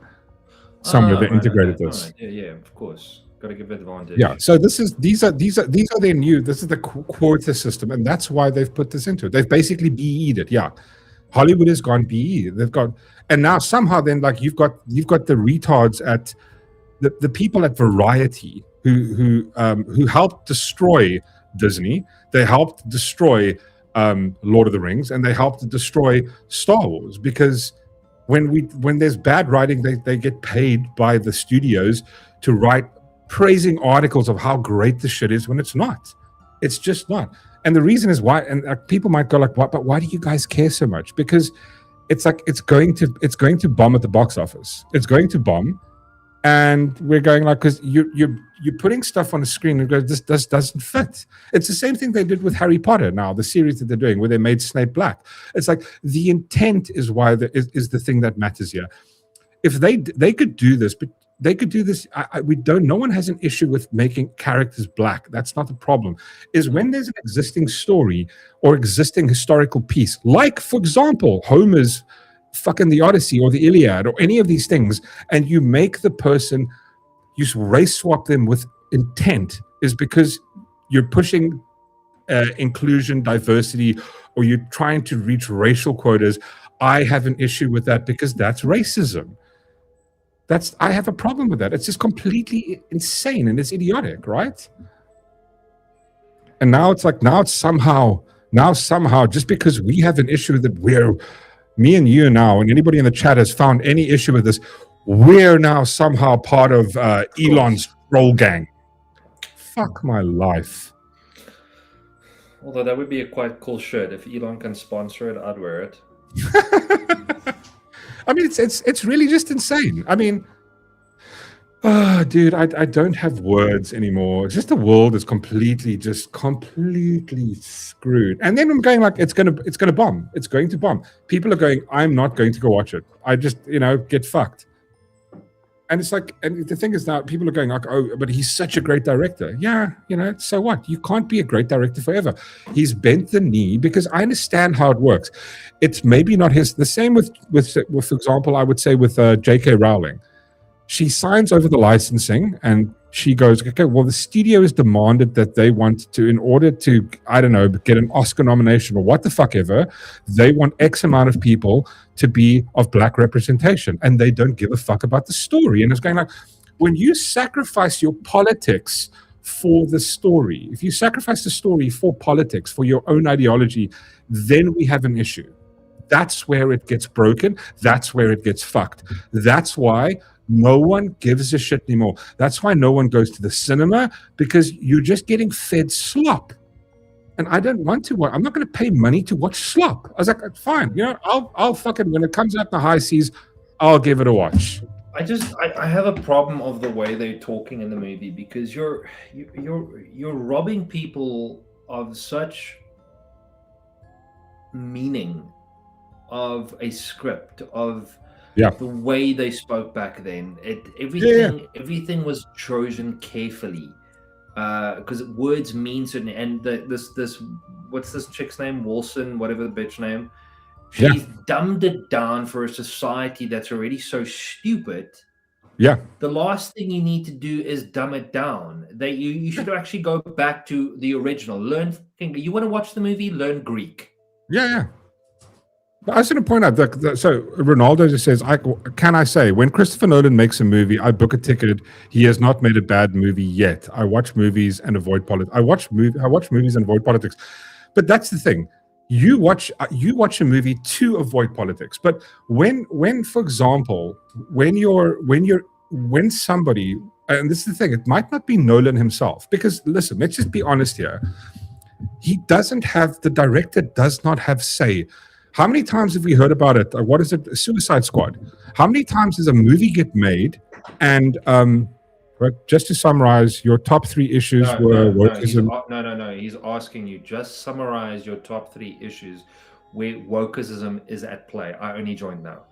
Yeah, okay. Well, do you want to summarize it? I can't remember now. Well, okay, so Ronaldo, one of the things they've done is for me personally, they've broken down. Besides, we'll just redo the entire show for Ronaldo. Let's do that. Just for Ronaldo quickly. Which is okay. A quick update. Let's start at the beginning, guys. So okay, there's this new movie that's come out.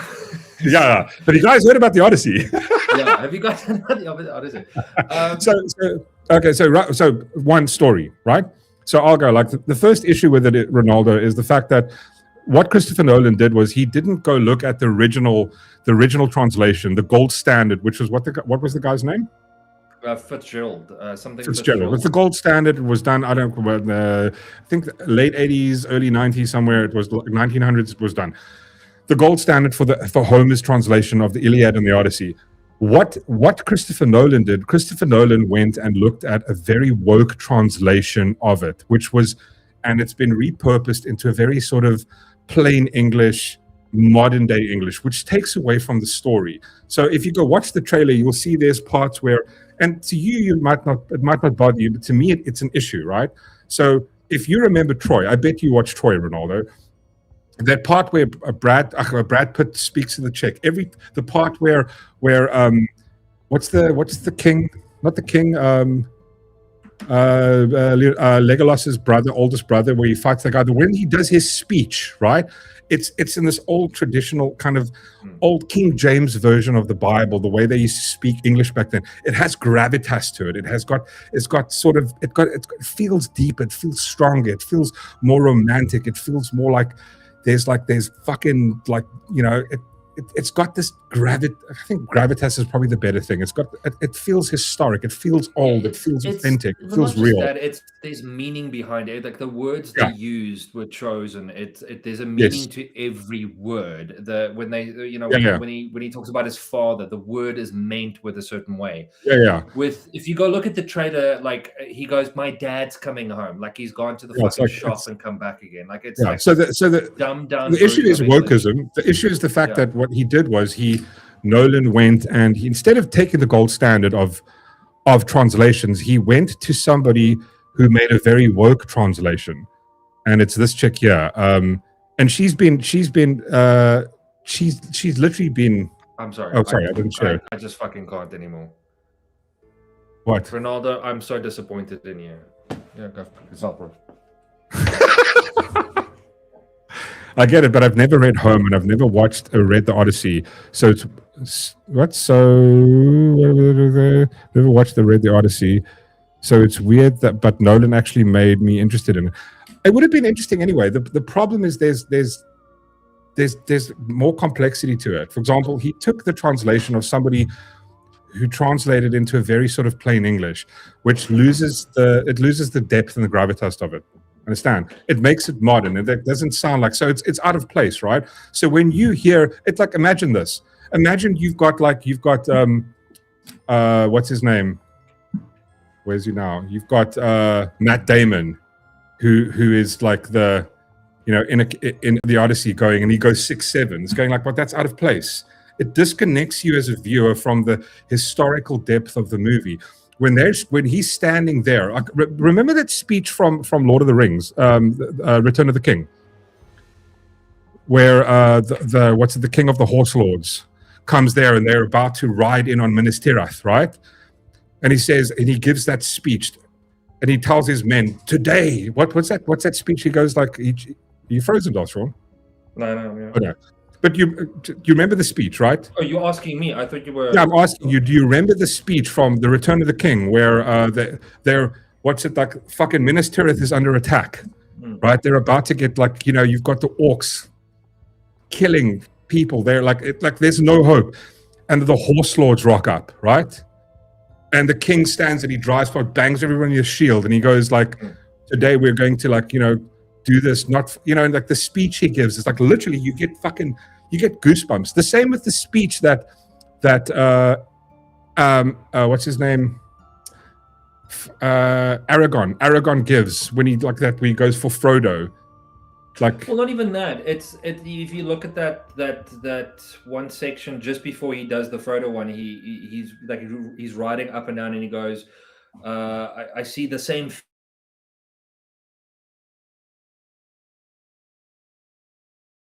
He uses an old English. What they've done with Odyssey is it's like they've made it a Netflix version of this, because people can't pay attention. I don't have the capability of understanding an old style of English. That's the one more modern. But And when again, I it's like, watched the trailer, before I watched that thing you sent me today, I had a massive issue just with that. When he said, yeah, when he goes, let go. Who the fuck says that? Let's go. well, it's like, what are you like? What is it like? What are you guys? Is it like? You remember when they said "Let's go"? Is when they were rushing Area 51. Remember that one day where all the nerds decided we're going to go to Area 51. Let's go. It's like, there's what are you that talking about? in the No trailer. one speaks slang in fucking 2 years. That's my point. 1,200 Tom Holland goes, my dad will be home. I actually had to go double check because I thought someone made an AI trailer. Yeah. No, but also look at the costumes. Did you see that? It looks like they've got 3D printed helmets and shit. Yeah. It doesn't look legit. It looks like. So now the thing is, Nolan's a good director, right? But a director's not going to. You're not going to do everything. And these calls aren't always his. That's the thing you have to remember. There is a studio who is paying for it, who gets to dictate shit. And the other part of that is that whole vibe, especially. So that's the one aspect. It's what he's using as the resource, the style of English he's putting it in. There's that thing of Matt. Yeah. I'll send the clip that like I think that gives breakdown, goes into detail, and explains. It goes into. Yeah, it goes into big detail. And then the last thing that I think is terrible, Ronaldo, is the fact that they've gone with the casting. They've gone way woke. They've basically done race quotas. That's what they've done. They decided, listen, we're going to make Helen of Troy a black lady because so that we can win an Oscar, because that's what the Oscar dictates. It goes in order to win an Oscar, that's what you have to do. You have to meet race quotas, otherwise you won't get nominated for an Oscar. Now, no one's going to spend $250 million to do the production of a movie and not be able to get into that category, because Nolan, we know if you go with Nolan, but now these two things are making people go, you know what? I don't want to watch it. I don't care, because you're pushing politics into it that doesn't need to be there, and you're taking away from everything that he's like the original story. You're taking away from that. It's like imagine they did a Shaka Zulu series or a movie, like they get Idris Elba to be like Shaka Zulu, and then they get everything is okay. Remember, Idris Elba's a black actor. I know, but like that's how you want it. But instead they go and get Ryan Gosling. You'd go like, wait, hold on. Like, I don't want you. Don't race swap a character that's also, historically black. Don't do that. The big thing here is we're not saying that Nolan is a bad director. He has made some great stuff. I don't disagree with that. No one said that. Yeah. I just feel like a lot of the times, like especially lately, and this is a good example. He's bending the knee in order to. Well, he doesn't have a choice. See, but this is the thing. This is what I say. So it doesn't make him a bad director. What happens is somebody goes, we have the script for this. Studio phones up, let's have Nolan make it. Are you interested? I would love to do this. He sits down, goes, cool, signs contracts. They spend months going through the contracts, and then they go, but listen here, casting is our call. They go, well, hold on, no. We want to do casting. And then the other part that you have to but remember, is that they're doing the specific stuff like race swapping, like the stuff they did with Snape, all these they're doing this in this day and age. They're doing it on purpose because they want that feedback. They want they want headlines like this. They want Elon Musk, who has how many millions of people, they want them to retweet it and criticize it because it gives them eyeballs, whether they would have not. It gives them a massive exposure. That's free marketing, the way Trump did in 2015. That's why they're basing it on that. That's why they're going for it. They go, even if it fails, they're going to get way more marketing out of it. So hopefully some people, way more exposure than they would have. That's why they're doing. And also, like, again, Ellen Page, be like, I know who I am. I'm a dude playing a dude pretending to be another. And there we go. That's another thing. Like, Ronaldo, you do realize that they've made Elliot Page Achilles. Like, it's just going like, maybe because it's the ghost of Achilles. Because remember, in the story, it's not actually Achilles, it's his ghost, right? His ghost shows up, so it's like this deformed. It could have been. So maybe Ellen Page was a great example, because she's not like she's going to be Achilles again. But Helen of Troy, I don't know. That to me is the least of it. Like, the fact that they've race swap people, I have an issue with. But again, go look at somebody that's authentic to the time is Mel Gibson. Like, like Mel Gibson, what he did with Apocalypto and with someone made a comment just now, which I love. I think it's Ches. He goes, Mel Gibson also takes creative liberties with historical movies, but never at the sacrifice of the story and character arc, and that is 100% accurate. That's the thing. So the thing is, what people don't understand, you can't disconnect those two things, right? Like you can't. For example, if like with, for example, that we've seen now with the whole Harry Potter and the Snape thing, it's like it's not just about the fact that you're making somebody a black character, like you're making the character black. It's got there's a greater gravitas to that, because it's not just that the person is black. It's like going, how does that play off in the story? So in the story, you have somebody that's like who's been bullied by Harry's parents when he's young. When Snape is white, it's just bullying. Now you're making the parents, like his father and Sirius and Lupin, they're all a bunch of racist white kids bullying a black kid. It changes the dynamic, right? You have the same thing with Harry Potter, where Harry Potter is now like, he just hates Snape because he just has this feeling of hate towards him. It's like, well, that can be, well, you just hate a black man for no reason.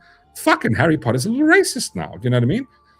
So these things do change. You can't just race swap willy-nilly. And again, I don't think this is Christopher Nolan. He only has so much say. We think that when somebody's labeled the director, they get to do whatever. The reason, and also here's another thing, just to point out with Mel Gibson. Mel Gibson paid for Apocalypto with his own fucking money. He didn't even, like, there was no studio that wanted to pay for it. So he funded it himself, and he made his money back like 7 times over or something. So Christopher Nolan doesn't have that ability. He doesn't have $250 million. That's just production. Now you have to add that. Usually you add another 100 or 200 million for the marketing. This is why they do this, because they want this free publicity.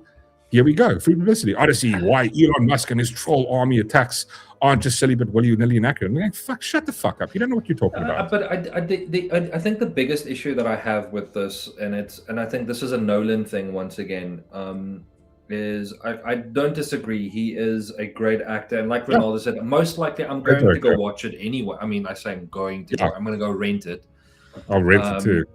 Yeah, I'm going to rent it. I will watch it, but like, for example, is the amount of much more better. Sorry. The amount of, like, for example, he wants to be authentic with certain stuff, and then I'm going, but then on the other hand, with the language, you've dropped the ball completely. You've made it modern, and it feels out of place. And that loses the plot. Exactly. Yeah. Like I don't feel. My brain is gonna go. It feels like it's a modern day dude who's managed to find a time machine, and he's gone back in time, and now he's living there. Like, for example, like that's the issue. One of my best. Sorry, I just want to read this comment from Darkbreaker. He says, "It's not about the story anymore. It's about the person playing the character. The character completely disappeared. Now it's not about the story anymore." That's 100% correct, because now this is the thing. So you go in going, "Okay, cool, but hold on.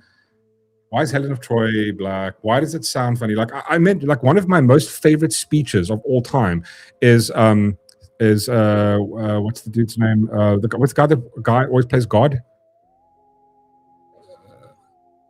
He always the black guy that always plays God. Morgan Freeman. Right? Yeah. One of my best speeches from Morgan Freeman is from Robin Hood, Prince of Thieves, right? Where he stands on the fucking wall, bro. Like, I'm just saying it now gives me goosebumps. Where he goes, "Free men. I fight for Robin Hood." Like, that whole speech, you go, oh my god, I'm gonna fuck the government, taxes, suck my balls. I'm gonna watch Prince of Thieves again. If he had to say that in a fucking like today's sort of English, yo, 7 bitches, let's go, Annie up, and he's like, I'm going, what the fuck is he doing? It's like, you know what I mean? It's because it has that, and this is the thing when you take away from something as awesome as, like, the thing is, and I'll go back to it, like the Odyssey and the Iliad, these are literally like, they are, there's weight to it. It's like, it's foundational Western literature work that you're kind of pissing the fuck on now, and that's the issue I have with it. It's like, it's imagine doing like the King James, like I always refer back to King James, the way that the old King James, the original King James Bible, how it's written, and you read that, it's like, oh, and then you read the like modern version, you're going like, that sounds a bit dumb. But imagine that if you spoke like that, there's a gravitas that you lose. The thing that I have a problem with is that you're dumbing it down for society at this point so that they can understand the movie. And then I go, well, then those people shouldn't get it. I don't. Yeah, they should get it. You're making it stupider, and I'm going. It loses its oomph. It loses its value. You know. I just want to say to Ronaldo, I've dropped that clip in the group. So go. When you've got time, it's like 47 minutes long. Go, but it's a good watch. He breaks it down very nicely. And it gives great arguments as to why. Like, and again, that doesn't take away from Nolan, but I think there's a contradictory vibe with him, especially with the fact that when Nolan, and I mean, this is one thing that we didn't want. Nolan's whole vibe was he wants to make this as authentic as possible. Like he maybe you weren't here. I don't know if you're still watching Ronaldo, but there was the part that he said, "Listen, like." He didn't want to use an orchestra because they didn't have orchestras back then. So if you go watch the trailer, all you hear is sort of like an ensemble of people sort of singing and chanting together with sort of drums, which gives credence to the era and the time. And it's going, that's great. But at the same time, you're going, we're just going to race swap people because, you know, Oscar has race quotas. I take a shot every time Mark says gravitas. No, King James isn't the original. I mean, it's obviously initially written in Aramaic, then Greek, and all that. But I'm going like it's that style of that. Like, if you need to put it, if you're going to put it into English, right? So we have to put it into English. But just imagine quickly reading the Bible now, and it's like a line like, "And God said, whoa, stop, dude, that's not happening, on, dude." Yeah, hey, dude. I'm just gonna go. I'm not able to take it seriously. Bro, it's not 6'7", man. Yeah, listen, I said don't eat the apple, y'all. Like, just, you know, I asked you really nicely. I'm not gonna ask you again. I'm not gonna ask you again. Like, y'all have don't eat the apple and stuff, y'all. Like, eat fruit of knowledge, good and evil, y'all. Like, you know, like, but it's 6'7", baby. It's 6'7". Fuck off, like. But that's the thing. Look at any sort of historical movie that's like set in the old time when it's like when they use the sort of that lingo of like, I mean, even with Lord of the Rings, like the English was like old English, right? And it's like it portrays beautifully, like the fucking speech, even fucking Braveheart. Darth Vader. On the 7th day he chilled and it was like legit.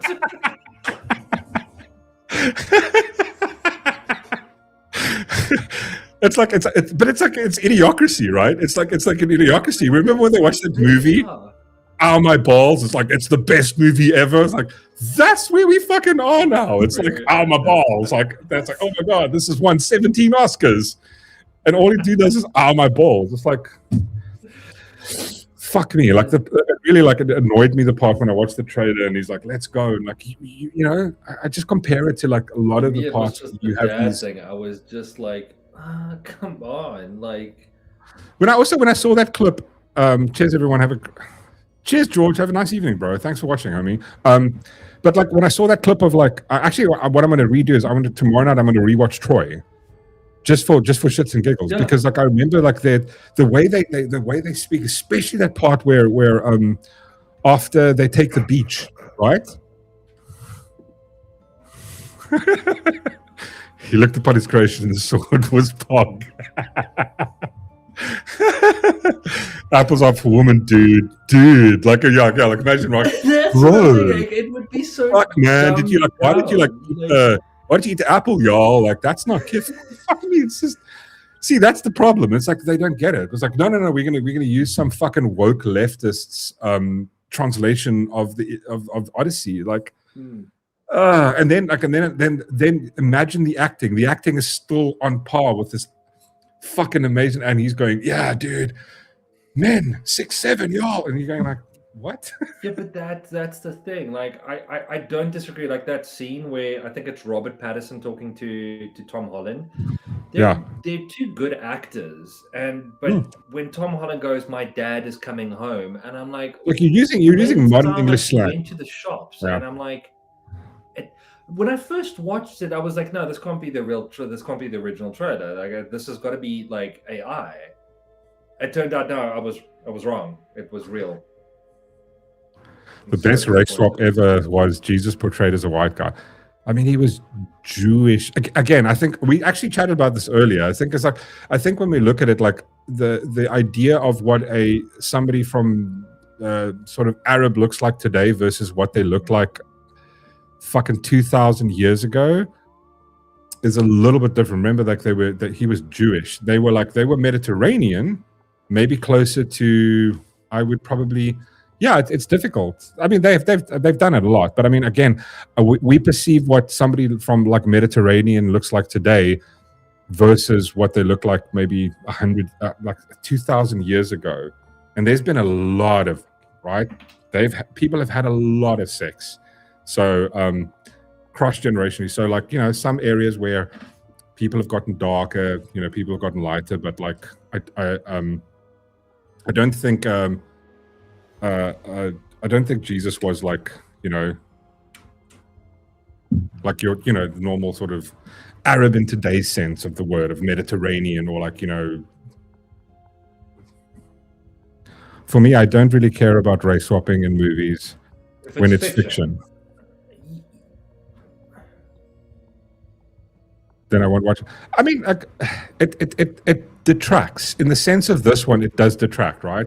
Okay, because Helen wasn't African. She was specifically described as being Greek. Greek and African are like fucking worlds apart. That's the thing. So it is a work of fiction to a degree, but it literally hits a history, right? It's a poem by Homer about the mythology. What Arabs came from? Abraham came from Chaldea. Recon 1 says Odyssey is going to good man. I'm watching for Helen of Detroit. Odyssey's going to be good man. I'm watching for Helen of Detroit. That was a cuck funny. I saw Rig van Janbreek posted that. It was fucking hilarious. But yeah, no, like, listen, but established law, I don't want it race swapped. I honestly don't. It takes away from, especially if it's like, say Ronaldo, say you write a fictional piece, right? And then years later they go, okay, no, well, we're gonna, like, you write this and it's about like there's depth to there's culture and there's a whole bunch of stuff that comes along with race, right? Like, your experience as a sort of a white guy living, like, for example, say we one day write a story about Ronaldo Goos, right? Maybe a fictional character, but he has to go through the tribulations of an Afrikaner living in this vibe, right? But then someone goes, you know what? Let's just race swap him because it's a fictional story. You're going like, okay, but it's to me it still doesn't work. None of us care about, so Ches goes, none of us care about black stormtroopers because it's just historical depictions.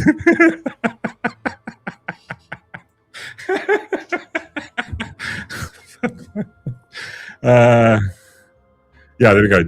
Correct, Chantalu. Jesus of Galileo, olive skin, dark hair, brown eyes. A bit more tanned because obviously he was a carpenter and lived outside all the time. I always walked in the fucking sun all day long. But I don't think they were like, yeah. Oh shit, was that me or Darth Sean? Darth Sean got you dropped out there for a second, so all good. But yeah, that was fun. Listen, I go to escape reality as well. I do that, but then the problem I have is when they start when things starts becoming really like, and you can't ignore it, right? You're going there the whole time going, but I know Helen wasn't black, right? And I know that Achilles isn't a transgender.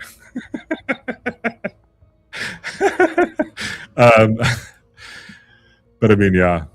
I mean, I think it's silly, and I think it's like, I think the intent is this, and I'll leave it at this. The intent with race swapping is not because it's the best character or because this is the person that read the best script. Any of that. The reason they're race swapping is because they want to win Academy Award, and these are the outlines, these are the prerequisites in order for you to win. That's the thing. It's the intention behind it. It's BEE for Hollywood. That's what it is. It's in order to push a political opinion within cinema, and here it is. It's like this is the in order for you to be nominated or even to be considered for a nomination, these are the race quotas that you have to adhere by. That's the issue I have with it. Dude, I saw it popped up. I was actually looking forward. I saw it last night. I was going, wait, Devil May Cry 2 seasons? And I was going, I just haven't seen it. So I was thinking maybe that's not a bad idea. I'm actually watching, fuck me. So I'm watching Euphoria at the moment. I started season 1. Have you seen that?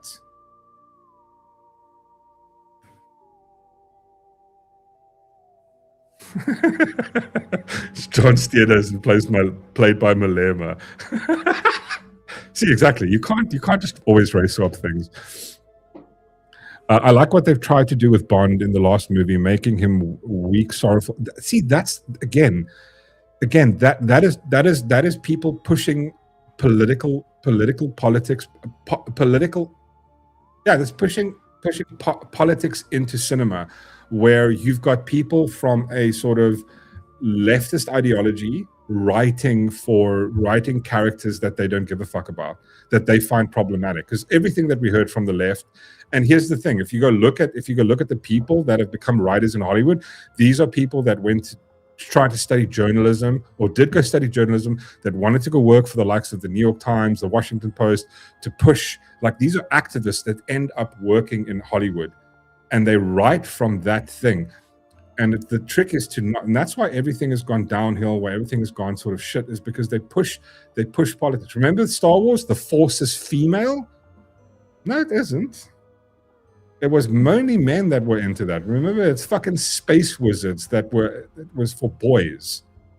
And there were some girls that watched it. Now they made it fucking woke, and no one gives a shit anymore. 100%, Carl. Never. They will never do it. We can only hope. Slayer. I was just Slayer, dude. It's really good. It's delicious. Honestly, I wish I could be able to buy it at the shops. So wait, sorry, just on CR's comment. Dude, you have no idea how fucking, like, do you remember in the 90s there was this movie called Kids? That's right. Are you asking me? No. Yeah, I'm asking you. Do you remember there was this movie in the 90s called Kids? It was about these bunch of, it almost felt like a documentary. It was about these kids in New York, like just stealing and like doing drugs and shit like that. I was like, it was fucking like a hectic sort of movie. Bro, Euphoria is just, it's... do you mean skins or kids? Kids. Kids. Here we go. I'll show it to you. Kids. What was it? I remember watching this. Oh yeah, 1995. Hectic. Like, this is here we go. Sharing. Yeah, so this was the movie back in the day. It was called Kids. Come on, share. It was 1995. It was like a coming. Yeah. It's hectic. It's about drugs and like just like sex, and there's these underage kids, and it's fucking hectic, right? This has nothing on Euphoria, bro. Euphoria is just holy fuck, like, bro, it is just. I know why you're watching Euphoria. No, because I saw like it like recently. It's come. So season 3 is out with we've got what's her name, Sydney Sweeney, and she's like, there's the scene where she's got her boobs, she grows big, like, you know, like a huge thing, and she's got her boobs out. And I was going, okay, what the fuck is this about? I've never watched it. Then I started watching it, and I'm going like, I'm like, bro, like sitting there, I'm grossed the fuck out. I'm grossed out beyond, like, I'm just going, like, I literally sat there going the entire time. The level of drug, sex, and all this shit, and it's just going, holy, it's just so gross, man. But now I'm into it, so I've got to, like, you sold me on Euphoria. I'm adding it to my list. No, just watch it for the sake of, like, of trying to understand. Sydney Sweeney's boobs, yeah. I get you. It's Sydney Sweeney's boobs is worth it, but I mean, just watch that episode. But at the beginning, it's like, it's a magnifying glass to the depravity of America, and like it almost feels like what the normality is there. Sydney Sweeney saved the right. She did. She's doing a lot with this new episode in Euphoria. But yeah, that's interesting. It's really interesting. I'm 2 episodes in, and I'm just like, I'm playing Resident Evil, and I had to stop the game, and I'm going, what the fuck is going on? And I'm going like, and the missus says watch it because it's like because the missus is into like that really like that sort of hectic drug vibe of like America, like Skid Row. It's like fascinating to her, like it's because it's a mirror on society. It's like it's the deprived, the hectic parts of it. Oh, fuck off. Fuck off on a 44. Oh, good. You just watch the horror movie with her and that chick with the Smeagol eyes. Oh yes, dude, the one Housemaid. That was cool. Yeah, bro, Housemaid has got I mean, like, we weren't even 3 minutes in, and here's Sydney Sweeney getting railed, and it's like it's really gross. It's like I look at it and go, yeah, I don't know. I don't ever recall being a young guy hanging out with homies, all topless, doing drugs, just a bunch of guys in a room with our shirts off, and like being awesome, talking about how awesome it is to bang someone. Like it's like I don't know. I never grew up with fucking crusty fuckers. I'm sorry. Think candy is fucked though. What? Ayana Taylor Joy. I don't know. Is that the chick's name? Who's the chick from The Housemaid? No, Anna Joy is the chick who did Furiosa. Oh no! Oh no! But Chursa's got the weird Smeagol eyes. Yeah, but she's cool though. I enjoy her as a. This is a Ronaldo, you're talking about this. Are you talking about this one? She does have a bit of. No, she has. She's got Gollum eyes. Yeah, she does have a bit of Gollum eye. They take the piss out of her in Ted 2. Oh, do they? Yeah. Wait, well, Mark Wahlberg goes, you've got oh yes, eyes, Gollum eyes. Oh, deathbed of a woman. Wait. What movie does she get railed? I need to go. No, Euphoria, dude. It's you know, also who I don't like is this chick. Oh, she grates me. What's this chick's name again? Scroll down. Scroll down. What's it gonna go further down? Further down. Yeah, there is. She has one name. Zidania. Is like I'm like Madonna. One name. Yeah. If you had to change your name to one name, what would you call yourself? Just Sean. No. Darth Sean, one word. Yeah, Darth. No, well, I would go Darth. No, actually, I don't know. I would never have one name. It's kind of like that's how awesome I am. I have one name, but bro, the series is absolutely just like fucking holy crap. It's next level, just insane. It's like these. So the whole vibe. It starts off with these kids who are in school. I'm not sure, like they're not in matric or something like that. Maybe standard 9 or something. And it's just going to parties. The sex between people, how kids react and stuff. It's holy shitballs. It's like I sat there like after the first episode. I was going, I need to go take a break just to like cleanse my eyeballs from the almost like vibe that was there. Yes. Oh my God, that is the best analogy ever. Ches, 100%. She is basically the female Pedro Pascal. Just in every single movie. I don't even know why she was in Spider-Man. Again, racial Diversity. quota. Diversity. Strong diversity. Right. I think we should call it there. We've been at it. Okay, so we covered everything. Good Lord, we covered a fuckload. Yeah. So, Dr. doing anything fun tomorrow? Weekend? What's tomorrow's? Friday. Yeah. Oh. No, not that I can think of. Nothing. Anything on the watch horizon that there is that we should pay attention to?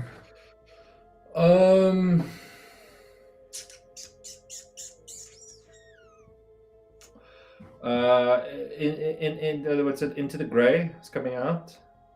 What? Into the Grey? What is it? Into the Grey or In the Grey or? I call it. I know what it is. Hold on. Into the gray. Into the gray. No. I could be wrong.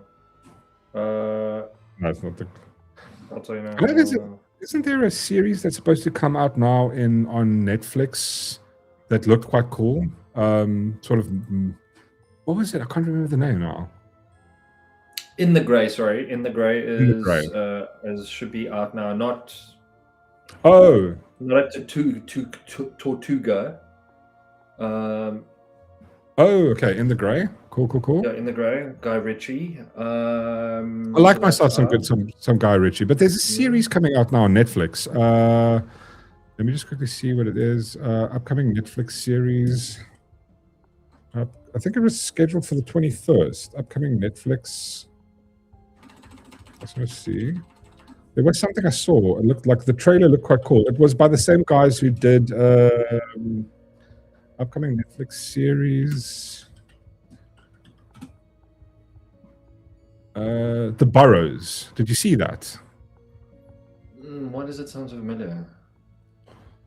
Yeah, it was by the Duffer Brothers, the guys that did fucking, what do you call it, Stranger Things. I don't know. It looks quite cool. It's got this sort of weird mystery vibe to it, where it kind of feels like it's I don't know. Like I love a sort of a mystery, sort of eerie vibe. There's like this weird old age home that they go to, it's called the Burrows. Oh, sorry, there was something. Oh, yeah, the Burrows. But there's something else now. I also remembered. Hold on, I'll tell you now what it is. I think it's a movie. Hold on, let me just. I just got to remember who plays in it. I think this starts the 21st. Let me just hold on. Fuck.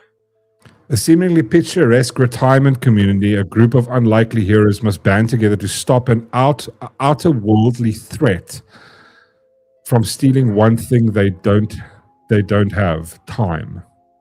So it could be cool. I mean, did you ever watch Dark on Netflix? Yes, I did. Yeah. And what was your thoughts on Dark? I liked it. It was good. It was great. I think just the last season I had a bit like it was a little bit all over the place, but like I love that kind of mystery, like what the fuck is going on type of thing. So, and this feels very much like that. So could be cool. Could be really rad. The Terror. The Terror. Yeah, it's a series, 6 episodes. Oh, no, I lie. Hold on, I'll tell you how many episodes.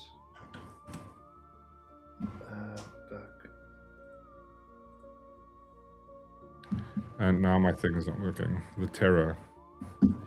So every season is different, as far as I understand the Terror. But the latest season 3 that looks quite good. I only took notice now with season 3. Oh, Dachbecker goes, watch The Chronicles of the Bone. It's all AI, but gradually becomes very convincing as it progresses. I would be amazed for it. That would be amazing for game. I think with the tech that we're going to find soon with AI, there's going to be a lot of stuff that you can do with it. There's going to be I've seen some absolutely epic Star Wars stuff that they've done where it's like they've just taken a random scene, they've done it with AI, and it's like. And I mean, we're a year and a half away from Will Smith eating spaghetti like a tart, right? Where it's like, oh my God, this looks broken, to where we are today. So you give it another 2 years, 3 years, like I think people will be able to like do some really amazing shit with it. Ches goes, if you like Dark, check out 1984. One of the same. I think I started watching. That's the one on the ship, right, Ches? Dark in 1899 was the bit.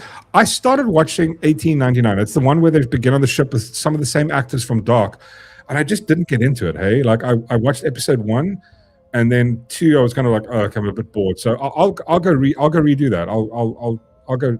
I just wanted something. No one said, listen, it's actually great. So if you say so, I will go. If you haven't watched, the good series to watch is also Mobland, fucking amazing. Season 2 is coming soon.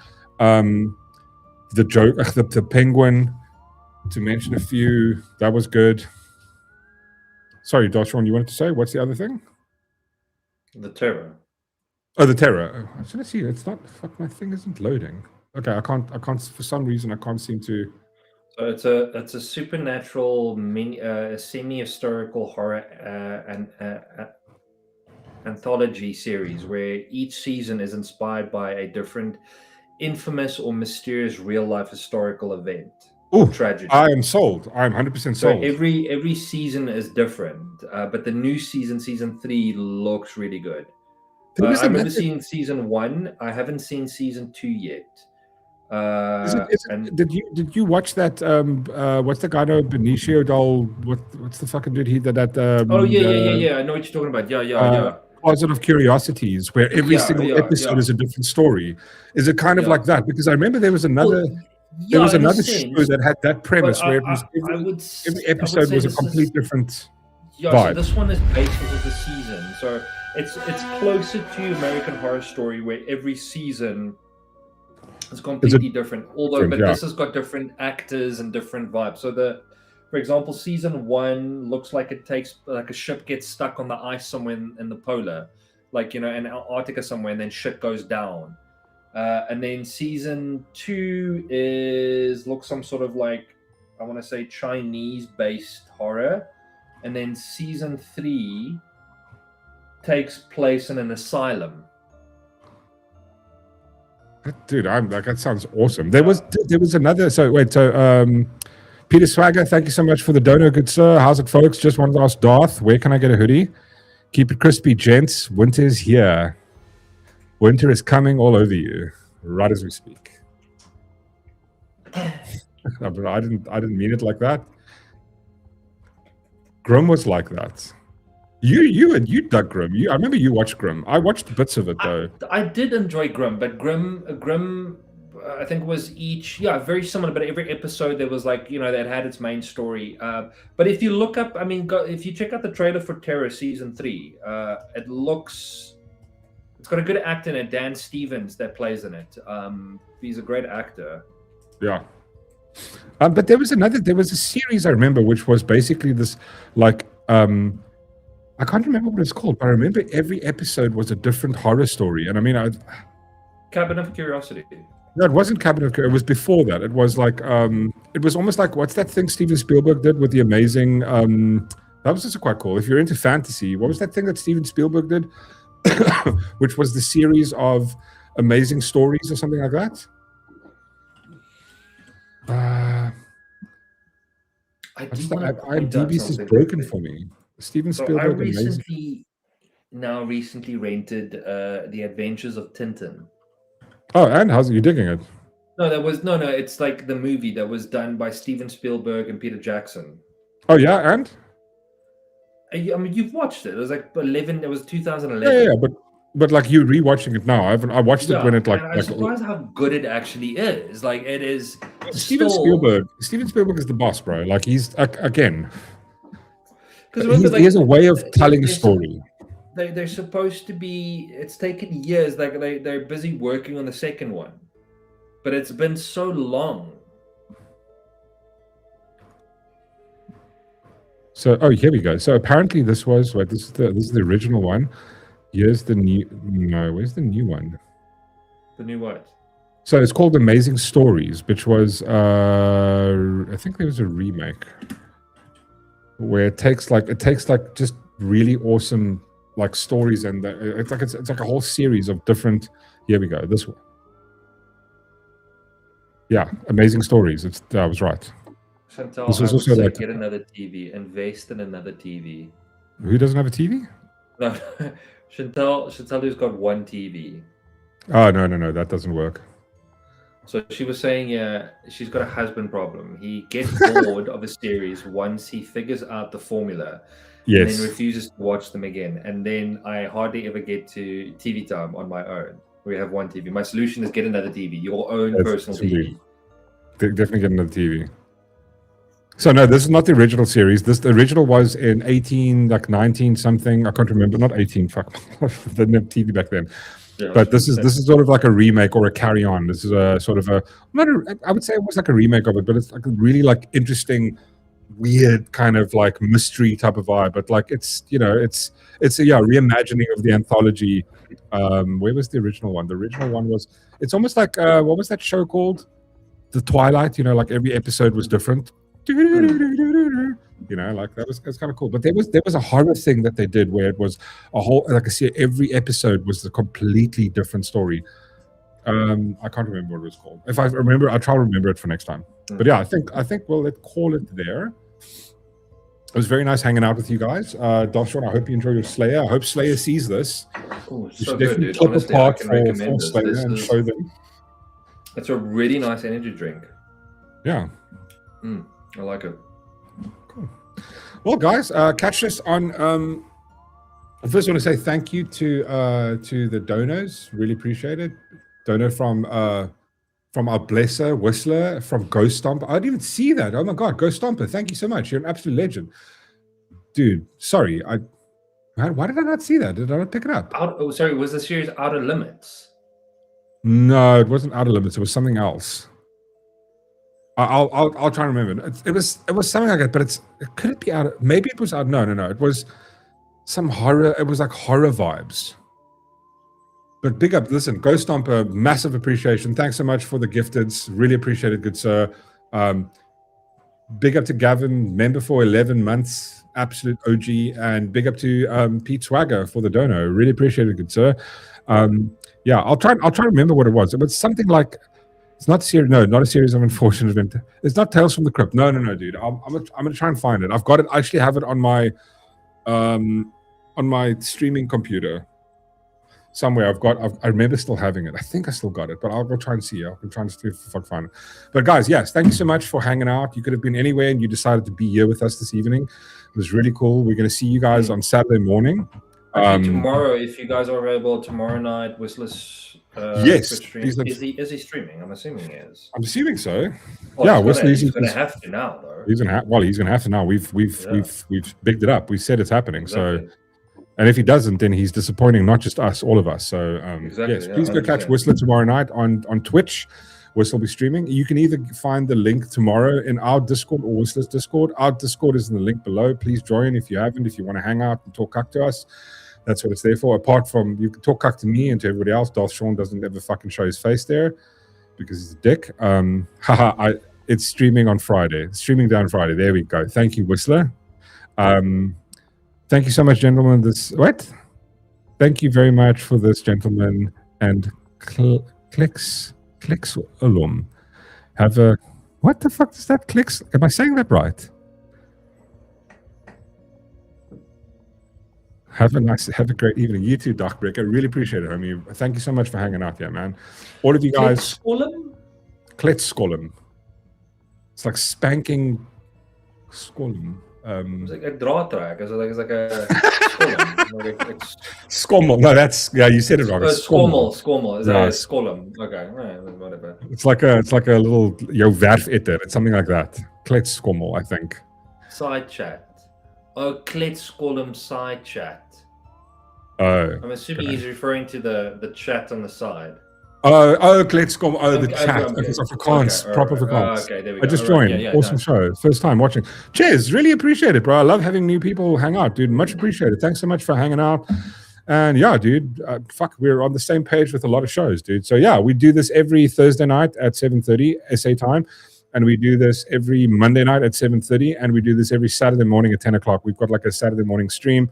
Join us on Saturday morning. We'll hang out here. And Saturday morning, we don't actually have any news. We just talk to the chat. So we basically do what we did the last 10 minutes for an hour or two. Whatever you guys want to talk about. Yeah. And have fun. Exactly. And then, listen, also on Monday night, we're going to do a little bit later because we'll be on Ronaldo Host's show. The big renal dog will be there. And hopefully this time there won't be some fucking ANC thing where he cancels us so that he can talk about the fucking president. But yeah, we'll be on Ronaldo's show on Monday night, hopefully, if the planets align correctly. If everything lines up just right, like on that one movie. What was the one with Arnold Schwarzenegger where he fights the devil? It'll be one of those. Everything will just line up perfectly. Cool. Thank you, lads and ladies, and have an absolute wonderful Friday tomorrow. Enjoy the rest of your Thursday and just do kiff things on the weekend. And we'll catch you here on Saturday morning, guys. Have fun. Thanks so much, Darth Sean. We guys will see you later. Cheers and bye.